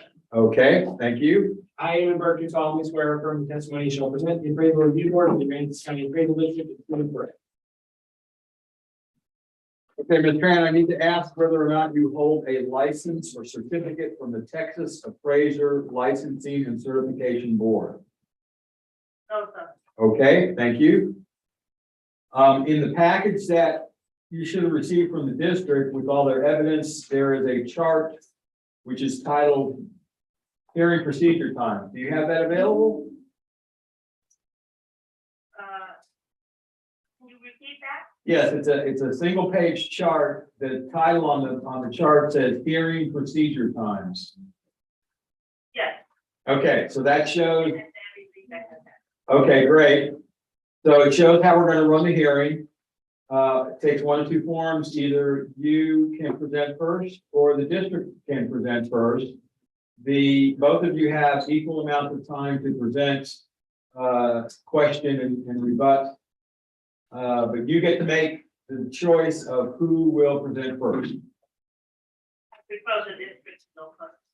Okay, Okay, this is account 13332. It is a single family residential property in Bahia Bay. The property was certified last year at $565,040. This year it was noticed at $631,800. The house was built in 2003. It has an effective age of 2013. It's the waterfront land. It is on a canal. It's at 508 Sierra. Picture of it, you can see that's on a cul-de-sac. Great. All right, sales rate. So the sales are going to be sales. This is on Sierra Sound on Land's End and Port Royal. So these aren't Port Royal is not in the Bay, obviously. These are comparable homes in the same little region, intercoastal communities right there. These are 5 FBs, one of the 6 ST minus, pretty close to a 5+. The sale prices for each one is $673, $712, and $600. When adjusted to be like the subject, the median value indicated based on sales is $640. The equity grid is going to be other 5 FB plus class homes in the same sort of area, Port Royal, Land's End, Sierra Sound. The median indicated value for the subject is $626,423, which is less than the notice value.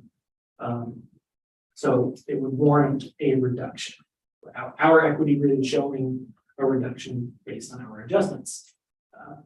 And there's a sales ratio report for the whole area showing that we tend to be a little bit low on sales in there, but the equity grid still tracks that. So that's it. That's our evidence. Okay, Mr. Trainer, you have 7 minutes, 2 minutes if you want to question Eamon, and 5 minutes for your presentation. Yes, I only have one question for the district, is that I didn't quite understand on the equity grid, but you look at numbers 1 and number 2. Yep. And they all have the same building type, but then there is an adjustment on the side, is that due to the fact that the square feet is smaller or larger? Yes, it is. How come they have that adjustment? So the way our software makes its adjustments is by instead of taking the dollars that it is on the subject and the dollars on the comp, it'll actually change the feature of the comp in like a hypothetical manner. So if it swaps out, say there's a porch on the subject that's not on the comp. Instead of adding the dollars for the porch onto the comp, it actually gives the comp a porch. Yeah, So I understand that part, yeah. right, so On the yeah, when you have the other things contributing value to it, there's going to end up showing adjustments in different lines. They're the result of like square footage differences, age differences, or even like accessories, like are there things attached to the main area. It's not very clear where the adjustments come from because our software is kind of doing a lot behind the scenes, but that's why those adjustments are there. Okay. Yeah. Okay, now come to my equity grid on page 4, my evidence. There we have that. Okay. So I take out 7 comps that near the subject and make adjustments to, everything you see that like give you the square footage, to the size of the garage and whatnot, dock or no dock height, and because I see there's dock 1 and dock 2, the value different. So it just gives you those values from the tax page. And after my adjustment is made, the VPN indicate that 390, 549. That's why we asked you for 690, 500. The VPN indicates 690, 549. Anything else you want to add? Yeah, you're playing more time. Page the map. Yes, the next page, the map that shows the location of those properties that I'm comparing to the blue and the subject property is red. They all have a dock, they all match up to that canal.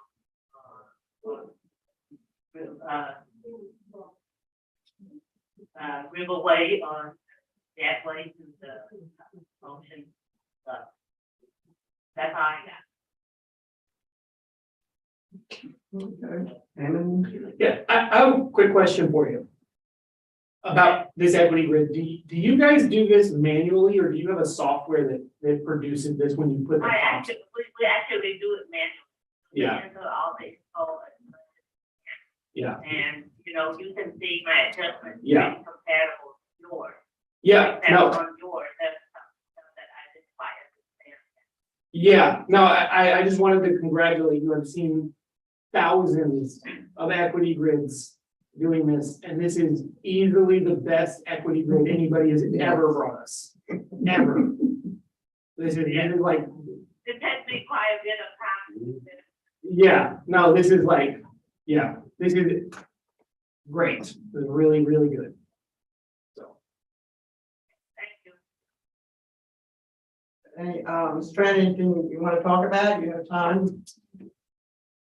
Well, based on my degree, my, you know, tablet degree grid, my median only come out 615,549, so that what we asking for to, for the value to be reduced to 615,549.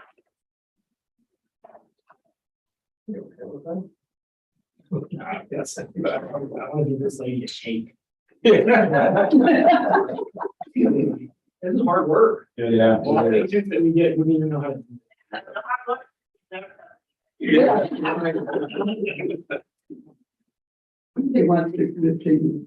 Yeah, Yeah, 619. yeah, Okay. 17,540. Ms. Tran, we're gonna leave, we had a decision here pretty quickly based on the excellent work you did and preparing the equity chart. So we're going to make a motion in your account, 2022 to 2027, account 13332, which is 508 Sierra Sound. Based on the evidence that you presented in your equity grid, the credit review board is of the opinion that that's a fair value, and so we're going to reduce the noted value of 631,800 to 619,500. I'll second. All in favor? Aye. Anybody opposed? Ms. Okay. Tran, I want to echo the compliments from everybody here. Is really a great set of evidence. Thank you. Good. Thank you. I think we're all done. That's all I have today. Thank you very much. Okay, thanks. Goodbye. Bye-bye.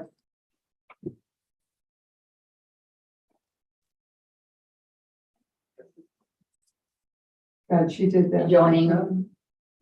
I think so. It's good. Okay. Somebody. She did this by hand. I think she means it's an Excel spreadsheet. I don't Yeah. think it's like a. I know, but still, you have to plug in all those values.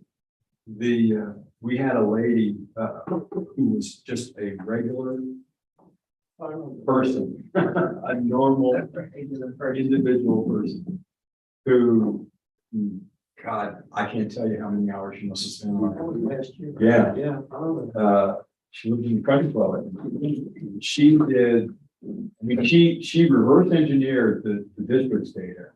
And redid comps and stuff like, I mean, and she had it nailed in terms of all the adjustments and stuff. It was pretty amazing for somebody with no background. The other off the phone. I think we are. We hope so. We hope. Otherwise, we're streaming live on YouTube and on the phone. So this is by affidavit, and it's 2 accounts. And this will do it for today.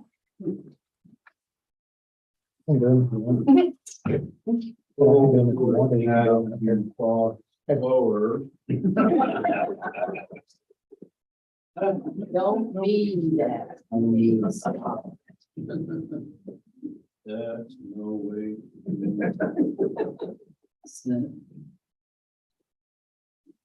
Okay. Yes, we are. All right, everybody ready? Yes. Okay, we're commencing two hearings by affidavit. I'll announce each one as we go into it. This hearing is being recorded and streamed live on YouTube.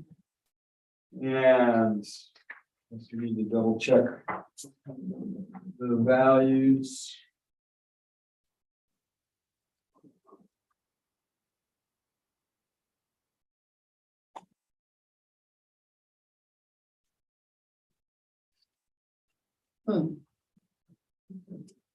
Donation.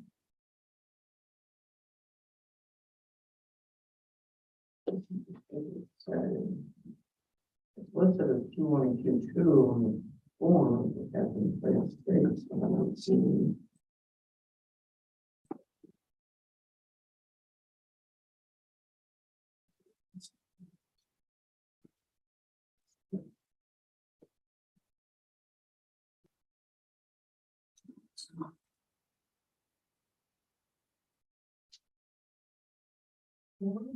Doesn't specifically say, so that I can see. See either one, but it's. So we'll do Q1, Q2. Yeah. They did have others specified somehow, some way, which we're not, so we're not going to address anything in other as well. We are the appraisal review board that will be hearing the protests today. We do not work for the appraisal district. We are appointed to perform an independent review of the protests. Protester has the right to appeal our decision, and appeal information will be provided to the protester with our determination. In accordance with tax code section 41.45H, it is assumed that all written material and evidence has been provided with the affidavit. The ARB members who are considering the protests have not communicated with anyone about the protests and are signing affidavits to that effect. I, Scott Wagner, do solemnly swear that I have not communicated with anyone about. I'm sorry, I have not communicated with another person in violation of tax code section 1.66F. Like Kathy, how often do some communicated? You're in a big hurry, and we're trying to slow things down. Oh, I'm This is with sorry. respect to, this is where it's 2022 that, it's like 2022-91 and 92. Now you can go. Kathy Hoffman, just on the another person in violation of tax code 41.66F in relation to cases 2022-981 and 2022-982. I, Joanne Ferguson, do solemnly swear that I have not communicated with another person in violation of tax code section 41.66F related to case 2022-981 and 982. I, Ron Kennedy, solemnly swear that I have not communicated with another person in violation of tax code section 41.66 F pertaining to case ID 2022-981 and 982. I, Dave Bird, do solemnly swear that I have not communicated with another person in violation of tax code section 41.66F. Represent case numbers 2022-981 and 2022-982. Oops.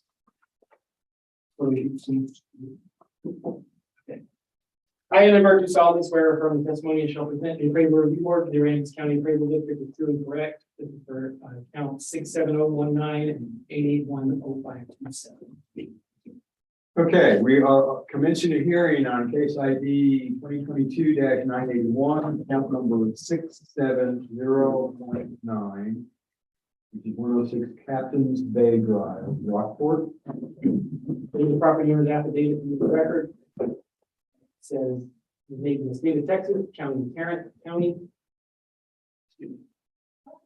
Before me, the undersigned notary public on this day personally appeared Ryan Dunson, known to me who being duly sworn upon his or her oath, proposed and said, valid protest under section 41.41 and 41.44 of the Texas Property Tax Code has been filed for the property or properties identified in the documents attached to this affidavit.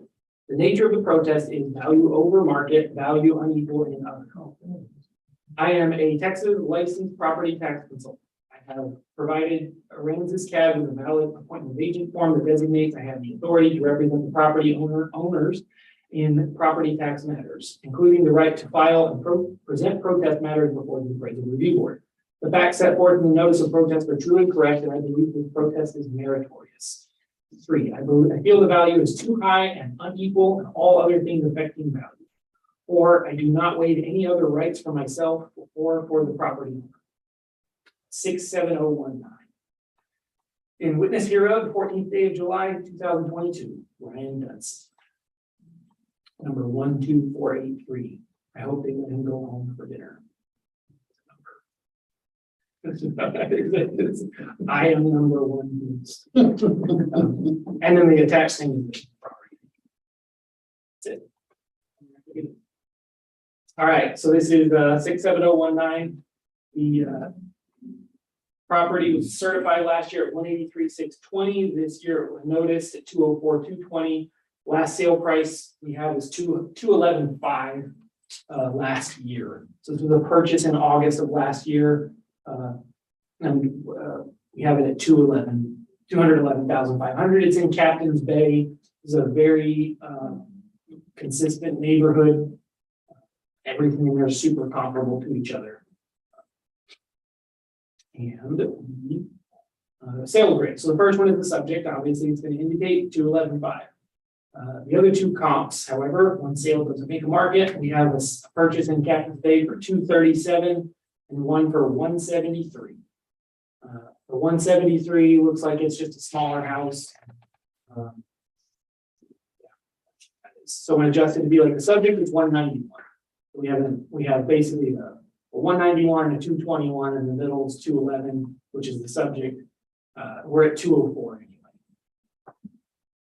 The equity grid is going to be really tight. It's Captain's Bay. So 214,000, we're at 204. The sales ratio report is for all of Fulton outlots. A bulk of this is going to be Captain's Bay. We're at 98% in there, which is kind of what we're doing on this one, really. We're 204, sold for 212 or 215 or something. It's pretty much it.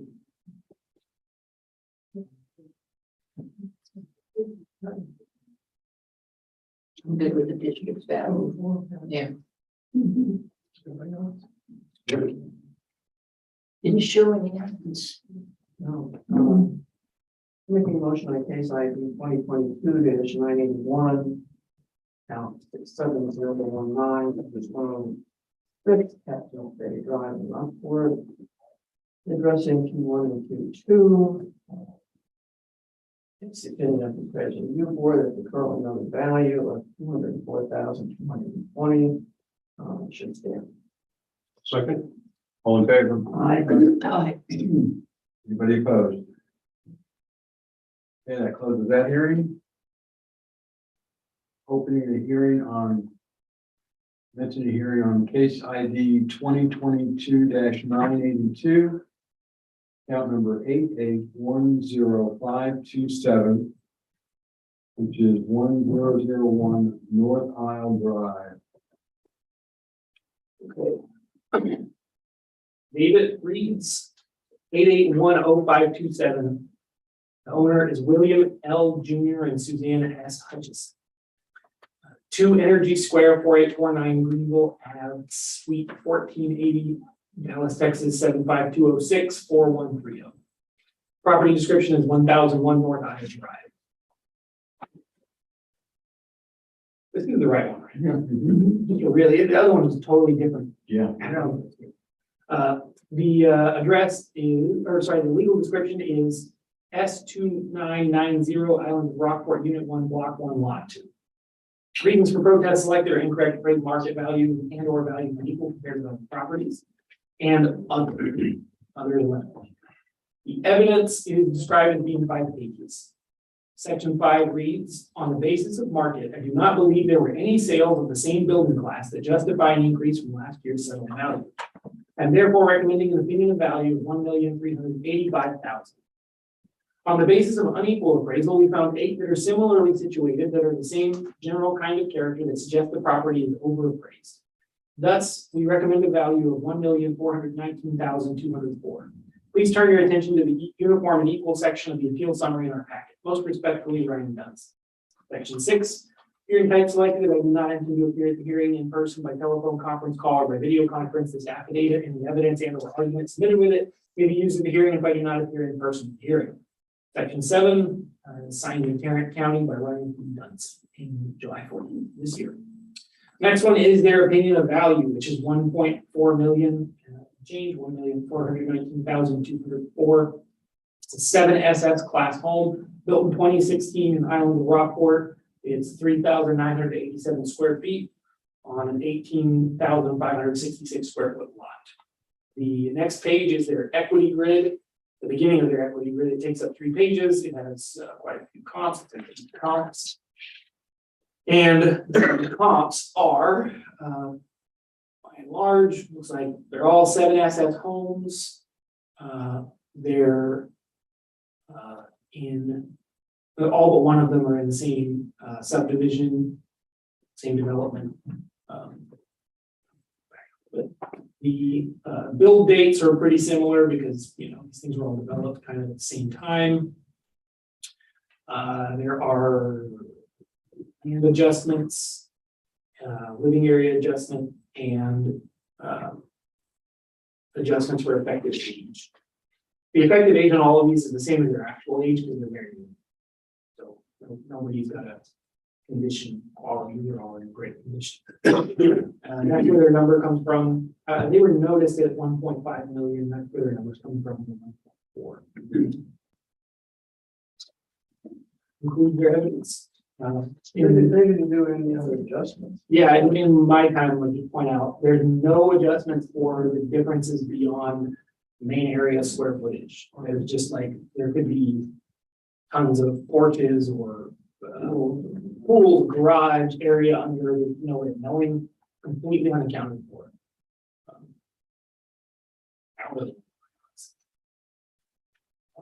Okay, so the next one is ours. This is, last year it was certified at 1,385,000. The property owner, owner's agent indicated that was a settled value, so it probably was very round number. It's noteworthy that the lot was purchased for 630,000 in 2016, and we've got 612 on our land. So something, a little context. It was noticed at 1.5 million and change this year. There is a subdivision-wide adjustment in Islands of Rockport. You can look at the next one. It's a picture. This one's unit block 1, unit 1, or whatever. Block 1, lot 1. Unit 1, block 1, lot 2. It is a bay. Yeah. Go pull up on Picto so you can zoom out. Is that on the end? Yeah, because that's why it's almost one of them. That's a great law. Because, wow, yeah, so. It's got water on 3 sides. That's the intercode. Yeah, it has a, there's a line right there, Oh, and then there's a bubble net, on their entrance there. and they've got 2 docks. Yeah, that's what it's. Yeah, see what they think. Mhm, yeah. Yeah, really, really superlative leader location. I'm good at it. Location. Many times and very that, I get. Not unless it's. Hey, it's not an insane. We can. Okay, those are here. I was thinking. Thanks. Okay, the sales grid. So we have sales there on Grand Cayman, Bayview Drive, and Kingston Drive. The indicated value for the subject based on these sales is 1,588,718. When these sales happened, this neighborhood got adjusted. That's why the value changes year over year. We're below that value on subject or median value. I would not expect our equity grid to hold up because this is the nicest. It's huge and it's a really nice spot. So let's see. We've got comps on St. John Court, 7SS, North Isle, another 7SS. Yeah, and then again, our number is below. It's just a hair below, but it's 1,529,124. Sales ratio report showing we're 3% low. Area. So we're off by 5,000. Yeah, the equity rate's showing the difference to that. How go equity is low, 3,529,000. Yeah, yeah. HIG 2022, there's 982, account 8810,527, which is 1,001 balance for based on the information presented by the public agent and the district. The district has shown that their equity value is below the noted value on the property. Therefore, we're going to reduce the noted value to 1,534,570, 1,529,120. I'll second. All in favor? Aye. Anybody opposed? Okay. Hearing?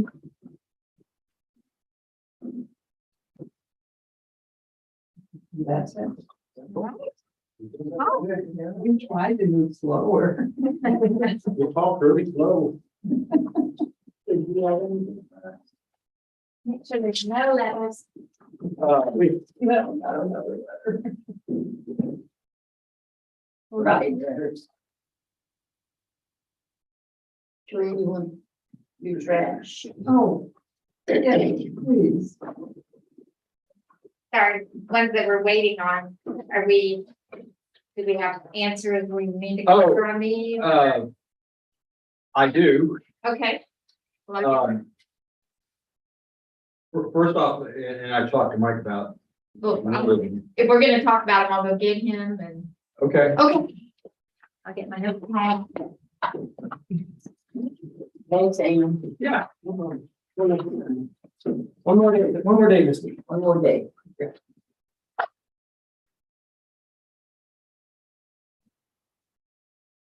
Has supplementing and been in the way. No, actually, not from at all. Okay.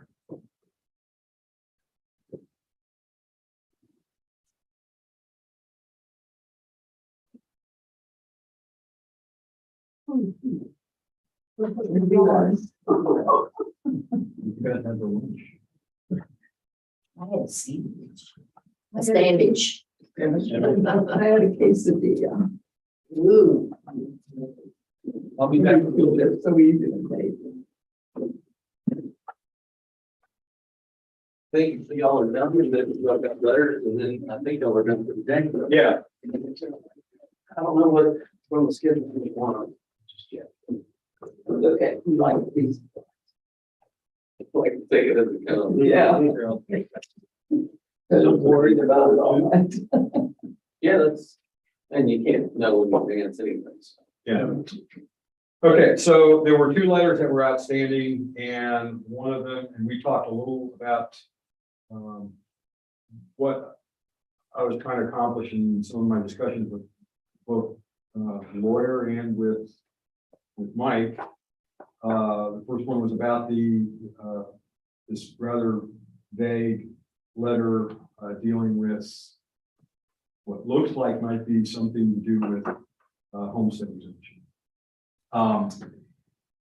And while the handling of this is I think fairly straightforward, but reading, I took a day or two in discussions with both Mike and with the attorney revolved around how in general we would or could deal with situations where something that in the past may have been more construed as a late protest may or may not be construed that way based on how we want to do it. I did have some more discussion with Judy today and relayed some of the discussion Mike and I had, recognizing that there are some, it's not a clear-cut approach on how to deal with these. We wanted to try and make sure that we didn't cause potential issues with precedents or people coming back after the fact and saying, well, you did it with this guy and blah, blah, blah. Anyway, the bottom line is, that and what I talked to Mike about, the proposed approach that we would do is, if there were issues or questions about appraisal values or protest values rather, that were not discreetly identified on the protest, that we would allow those to be considered as long as obviously the protest itself needed to be timely. And we need to verify with the district that they're in a position to address those. We also need to. At the time of the hearing. That's correct, at the time of the hearing. I also talked to Judy about what I think we need to do, and so let me back up. We did have situations, as I mentioned earlier, when in prior years where market and equity were two separate values on the protest form. And there was questions about, somebody checked one but not the other, and so on and so forth, and how to deal with it. That's less of a challenge this year because of the fact that there's only one checkbox when people use the form.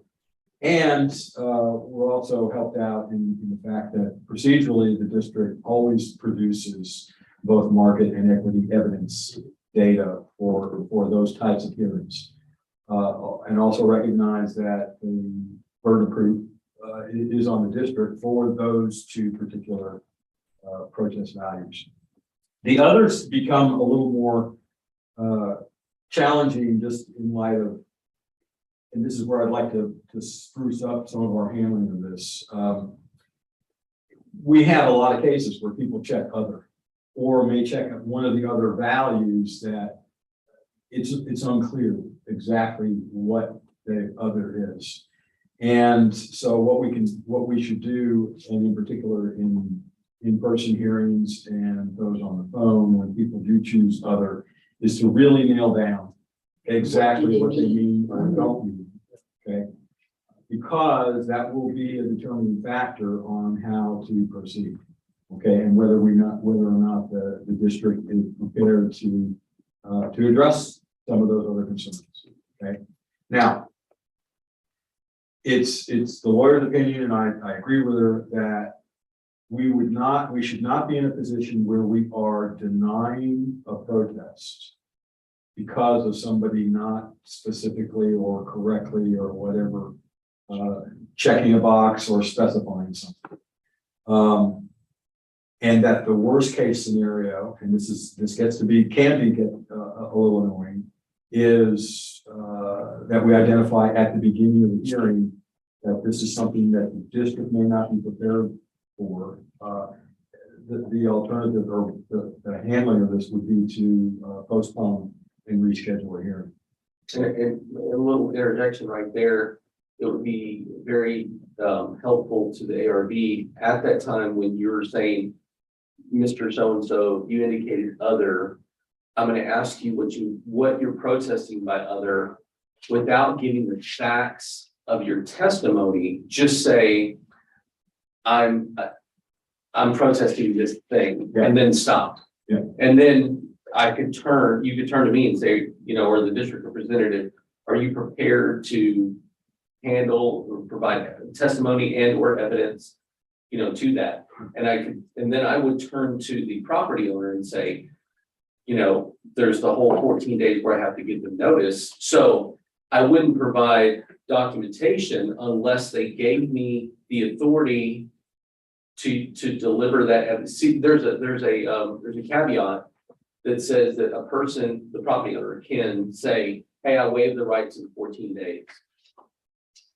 Well, we're essentially at the time of the hearing, and if they want to do it then, and I know that it's in the system and I can talk about it and present it, and they say it's okay for me to present it, then I'm ready to go most of the time. There's very few situations in which I don't have the information or I don't feel like the district is properly prepared. And if there's a question, again, the chairman or the ARB member that's handling the chairmanship position at that point should always query the district representative. I can tell you that it's either, that is probably gonna fall to me. If not, if I'm not here, it's gonna fall to Ray, and if Ray's not here, it's gonna fall to Val. And one of us three will be here, we'll make that decision whether we're prepared or not prepared about that other checkbox that they have protested. And when I had my discussion with Scott, he indicated, what your attorney said, and I said, I understand it. I definitely understand it. You don't want to deny somebody. But I agree with the methodology, the procedure to say, are you ready to present evidence? And then I would turn to the property owner and say about the stipulation for 14 days. But if you're telling me right now that I can go in my system and use that, I can talk about that. Or I would say, no, I'm not prepared. The district's not prepared. I suggest that we reschedule. And then the property owner's frustrated, about having to come back or show up for another time. But it's not fair to us to really, without You knowing. have to be prepared. Exactly. So I can make that decision at the time. The district representative can make that decision because for most things we instinctively know, because there's two things. One, for the first two boxes, now it's combined box, the burden of proof is with us. So we're already prepared for that. But anything else, the burden of proof really shifts to the property owner. And so if I get to just rebut it or point to something that I know that I can present up here on the system, then most likely we will be prepared. And so I would just say, we did not deliver the evidence for the rebuttal for that associated checkbox, but we are prepared with the property owner's permission to go into the system. And it would not have been anything that we would have provided in advance, but we can do it with their permission today. And then it's really in their court. They either say, yes, you can do it today. And the district representative would say, yeah, we're ready to go as well. Or they would say, no, I don't like that. And then we would say, okay, in light of that, and thank you for clarifying what other means. Now the district has that information and they will provide you their evidence and or rebuttal evidence associated with that claim. And then we'll reschedule. Yeah, the question, how about when we can kind of going in the opposite direction when they check all the boxes? We talked about that as well. You want to take that, Scott? Yeah, I mean, they can check all the boxes and we go through them and just make sure that there isn't anything, that everything is identified, potentially identified. Now, if they checked all the boxes, the district also knows that, okay, at the time they're producing evidence, and will have as appropriate, done whatever due diligence and research they need to do. So if somebody says, the ag exemption or what, yeah, right. And I believe it's all the cases I've seen where that's happened, the district is prepared and has been prepared well ahead of time to deal with it. And you'll remember that I don't have to show a piece of paper for everything that I claim. Again, what's helpful for that is the burden of proof. In the first two, or the combined box for property and equity, not only do I have to tell you, but I have to show you. In the others, I just have to tell you.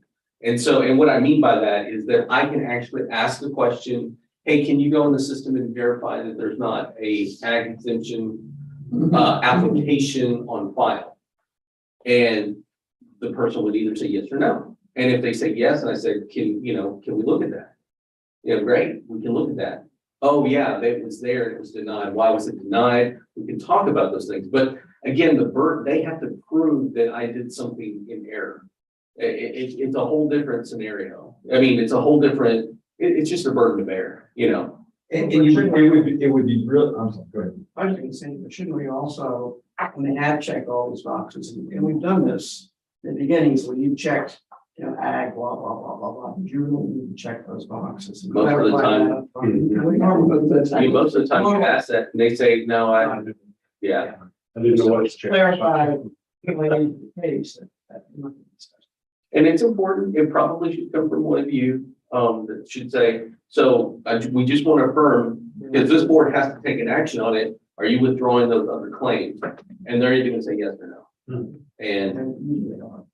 and then you would just say, are you prepared? You know, if they had already checked the boxes, then again, I don't have to present a piece of paper that said, I considered ag and was not relevant. I don't have to show a piece of paper. I could just say, have they ever applied? Because as a matter of law, if they've never applied for an ag exemption, I don't even have to consider giving them ag. So all I would do is simply state under oath. I mean, I'm under oath.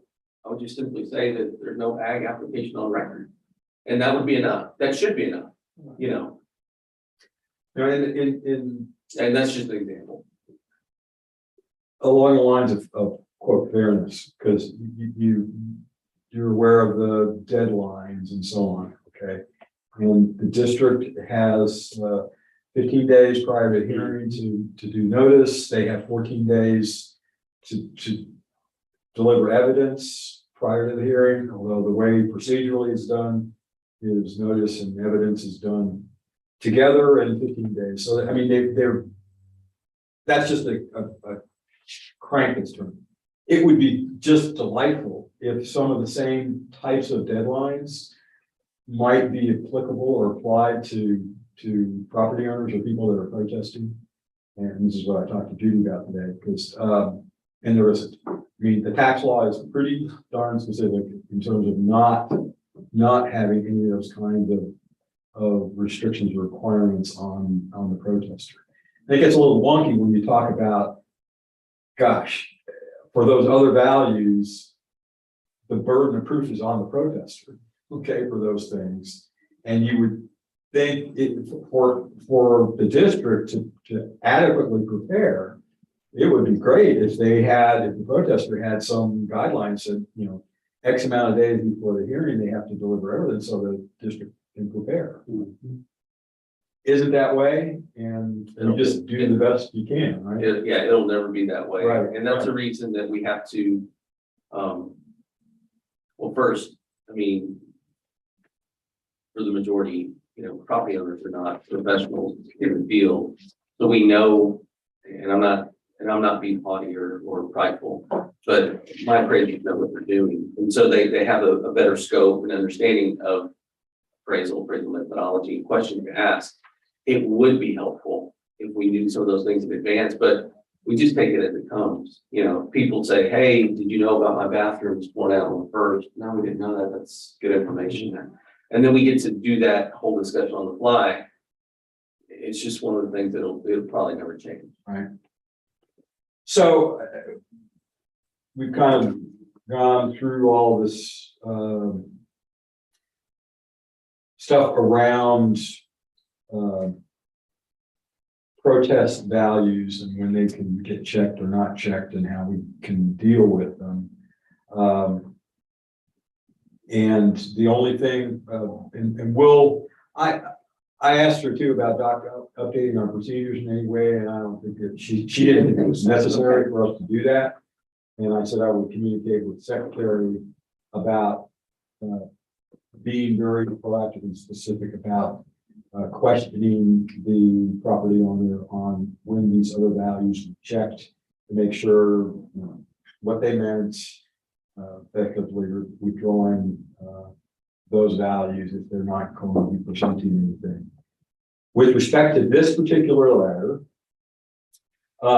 it is very vague, and not that I'm trying to throw back vagueness to vagueness, but I think we've agreed that all of the elements of protest, the property notice or the appraisal notice rather, the protest letter, all these things were done timely. I think Val confirmed that the other day as well.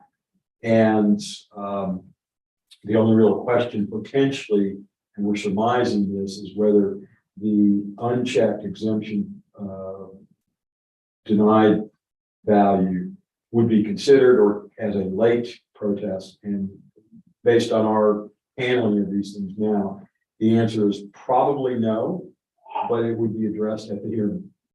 Okay, because that's all we can do. it's, I believe it's consistent with the procedure and process that we just talked through, okay? District is, we question the district being prepared for that and so on and so forth. So my response is going to be somewhat vague in that, you mentioned, homestead exemption, and that will be covered at your hearing. And not go into any other detail, because, I mean, I can't say anything more about what the hearing might be. And we talked enough about it, and before we had that discussion, before I opened and disclosed any information to have a discussion, I said, are you okay with recusing yourself from the hearing? And Scott said, yes. So then I went down the road of explaining, and then in the effort to talk about the procedural response to the letter. And so Scott said, hey, listen, tell me about it so that I can know how to respond in the letter, and I'll recuse myself from the hearing. And that way you, the rest of you, are not exposed to the information that the property owner is going to present. Okay. So I will craft a response. There's no need to get you folks involved in that. I will avoid mentioning any knowledge of what a hearing might involve. Because to be quite honest, we don't particularly know. You guys don't for sure. And we'll let that down. Okay. So we need a motion to grant this hearing. No, we don't, because by our process and procedures, it would be handled at the hearing. We validated that all the steps have been met. Nothing is technically. The only thing that might be proceeded late is the checkbox on exemption, but we're going to deal with that at the hearing. Oh, sure. Okay. And Scott's already indicated that he's going to craft a letter, which is, you could, I don't know that you need a motion. I don't know. No, I don't think so. Okay. The second letter was the one from Kathy Allen related to the good cause granting a hearing for late protest and good cause. And my opinion, actually, Judy concurs with this, is this is not a valid good cause request to justify getting a late hearing.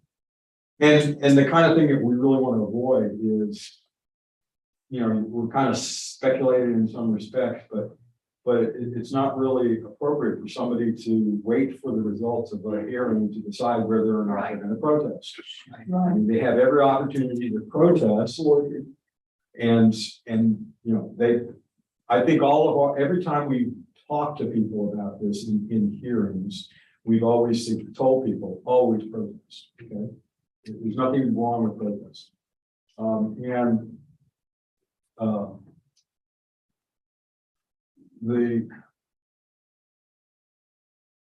the only I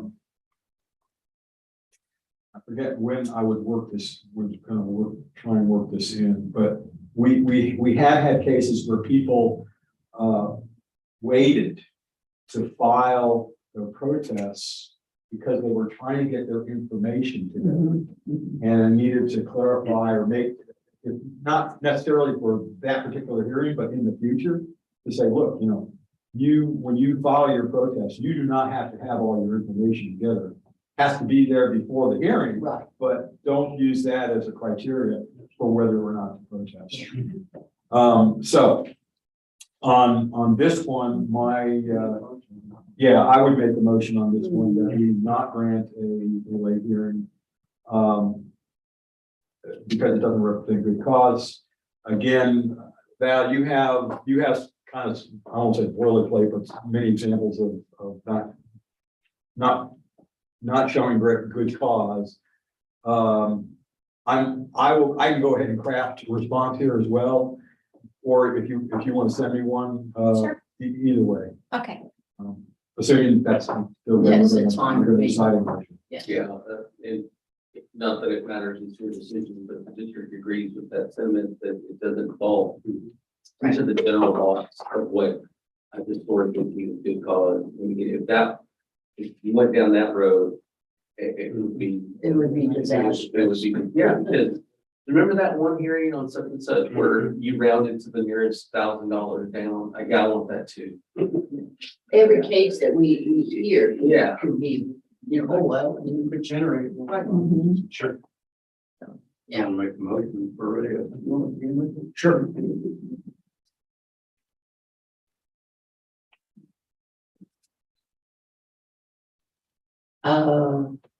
There's probably not one reference there. I have a number. 67398. Yeah, 6739. It's still in the tablet, letter to be read. Oh, okay, that's the property idea. Okay, Actually, it's the account number. is the account number? Yeah, same thing. Okay, to. I think- 7398. Letter from Kathy Allen. Requesting a late hearing, it's the opinion of the Race Favorable Review Board that she did not have good and clear evidence to request the hearing, and we're going to deny it. Good cause. Good cause. Second. All in favor? Aye. Any opposed? Okay, Val, I'll let you go ahead and craft that response. Sure. And you want me just to email it to you, did you say, or just give it to you right now? Shouldn't take long. Yeah, if you want to do that, that's fine. And if I can get an envelope for the Medill, Yes. I'll send that out myself. Okay, guys, any questions about what we're proposing? We got all that done. There's nothing else we need to consider for tomorrow, right? I mean, right, Val? No, I can double check with Beth, but it should just be pretty much a regular day, I believe, tomorrow. No, I'm about my daughter finishing up the laundry. I was like, Is that your daughter, Lorraine? my daughter Lorraine. Yeah. Yeah, Lolly. They call her friends, call her Lolly. And she's finishing up her laundry. I was just making sure she's, you know, in my mind, I'm playing out the next checklist and I'm just thinking, you know, and then I asked the question, is there anything else we need to do? And I was thinking, is there anything else Lorraine needs to do before? It's like Amy messed up on JB Wednesday, it's almost forgot to put out the trash. Yeah. It's horrible, but then you gotta wait a week. Yes, and if it's full that time, then you're in real trouble. How much damage I'm saying? I don't know, it's included in. It's included in the bill, so it's hard to. Water and fluid. I'm forever going to the dump. My wife got me cleaning up this, and you know, if the thing fills up, then I'm out there Saturday morning, something, whatever. Cause she likes to have clean, she likes to have empty trash cans ready to go for the weekend. You know, yeah, like if we have people over or something, she doesn't like full trash. Yeah, in the trash. can. That's exactly right. I'm getting the trash run. You know, I do have multiple trash cans. Now, do you pay college extra? So tomorrow, Yeah, like I bought. standard response, Yeah, but then- lots of possibilities, Come to think about. then I I'll got let you. All right, you have a motion to adjourn? So, I'm gonna let you adjourn. Aye. Is that a second? Okay, is anybody opposed? No. All right, we're adjourned. Yeah. It really depends. Don't hurry, I'm Yeah. gonna stand around.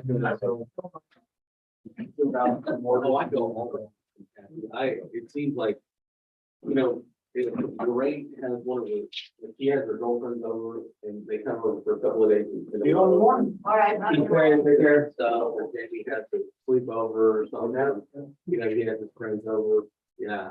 Oh, I don't know. Yeah, and we often have, things from the church, you know, like the youth group or stuff will come over, you know, I'll often have. Yeah, it does fill up fast, I know that. It fills up. It's kind of an event. It's an event, and I'm- People come for dinner, it's like. Yeah, I'm doing daddy duty, I'm just taking pizza boxes and, you know, 2-liter Coke Pass them out. bottle, yeah, and put them out.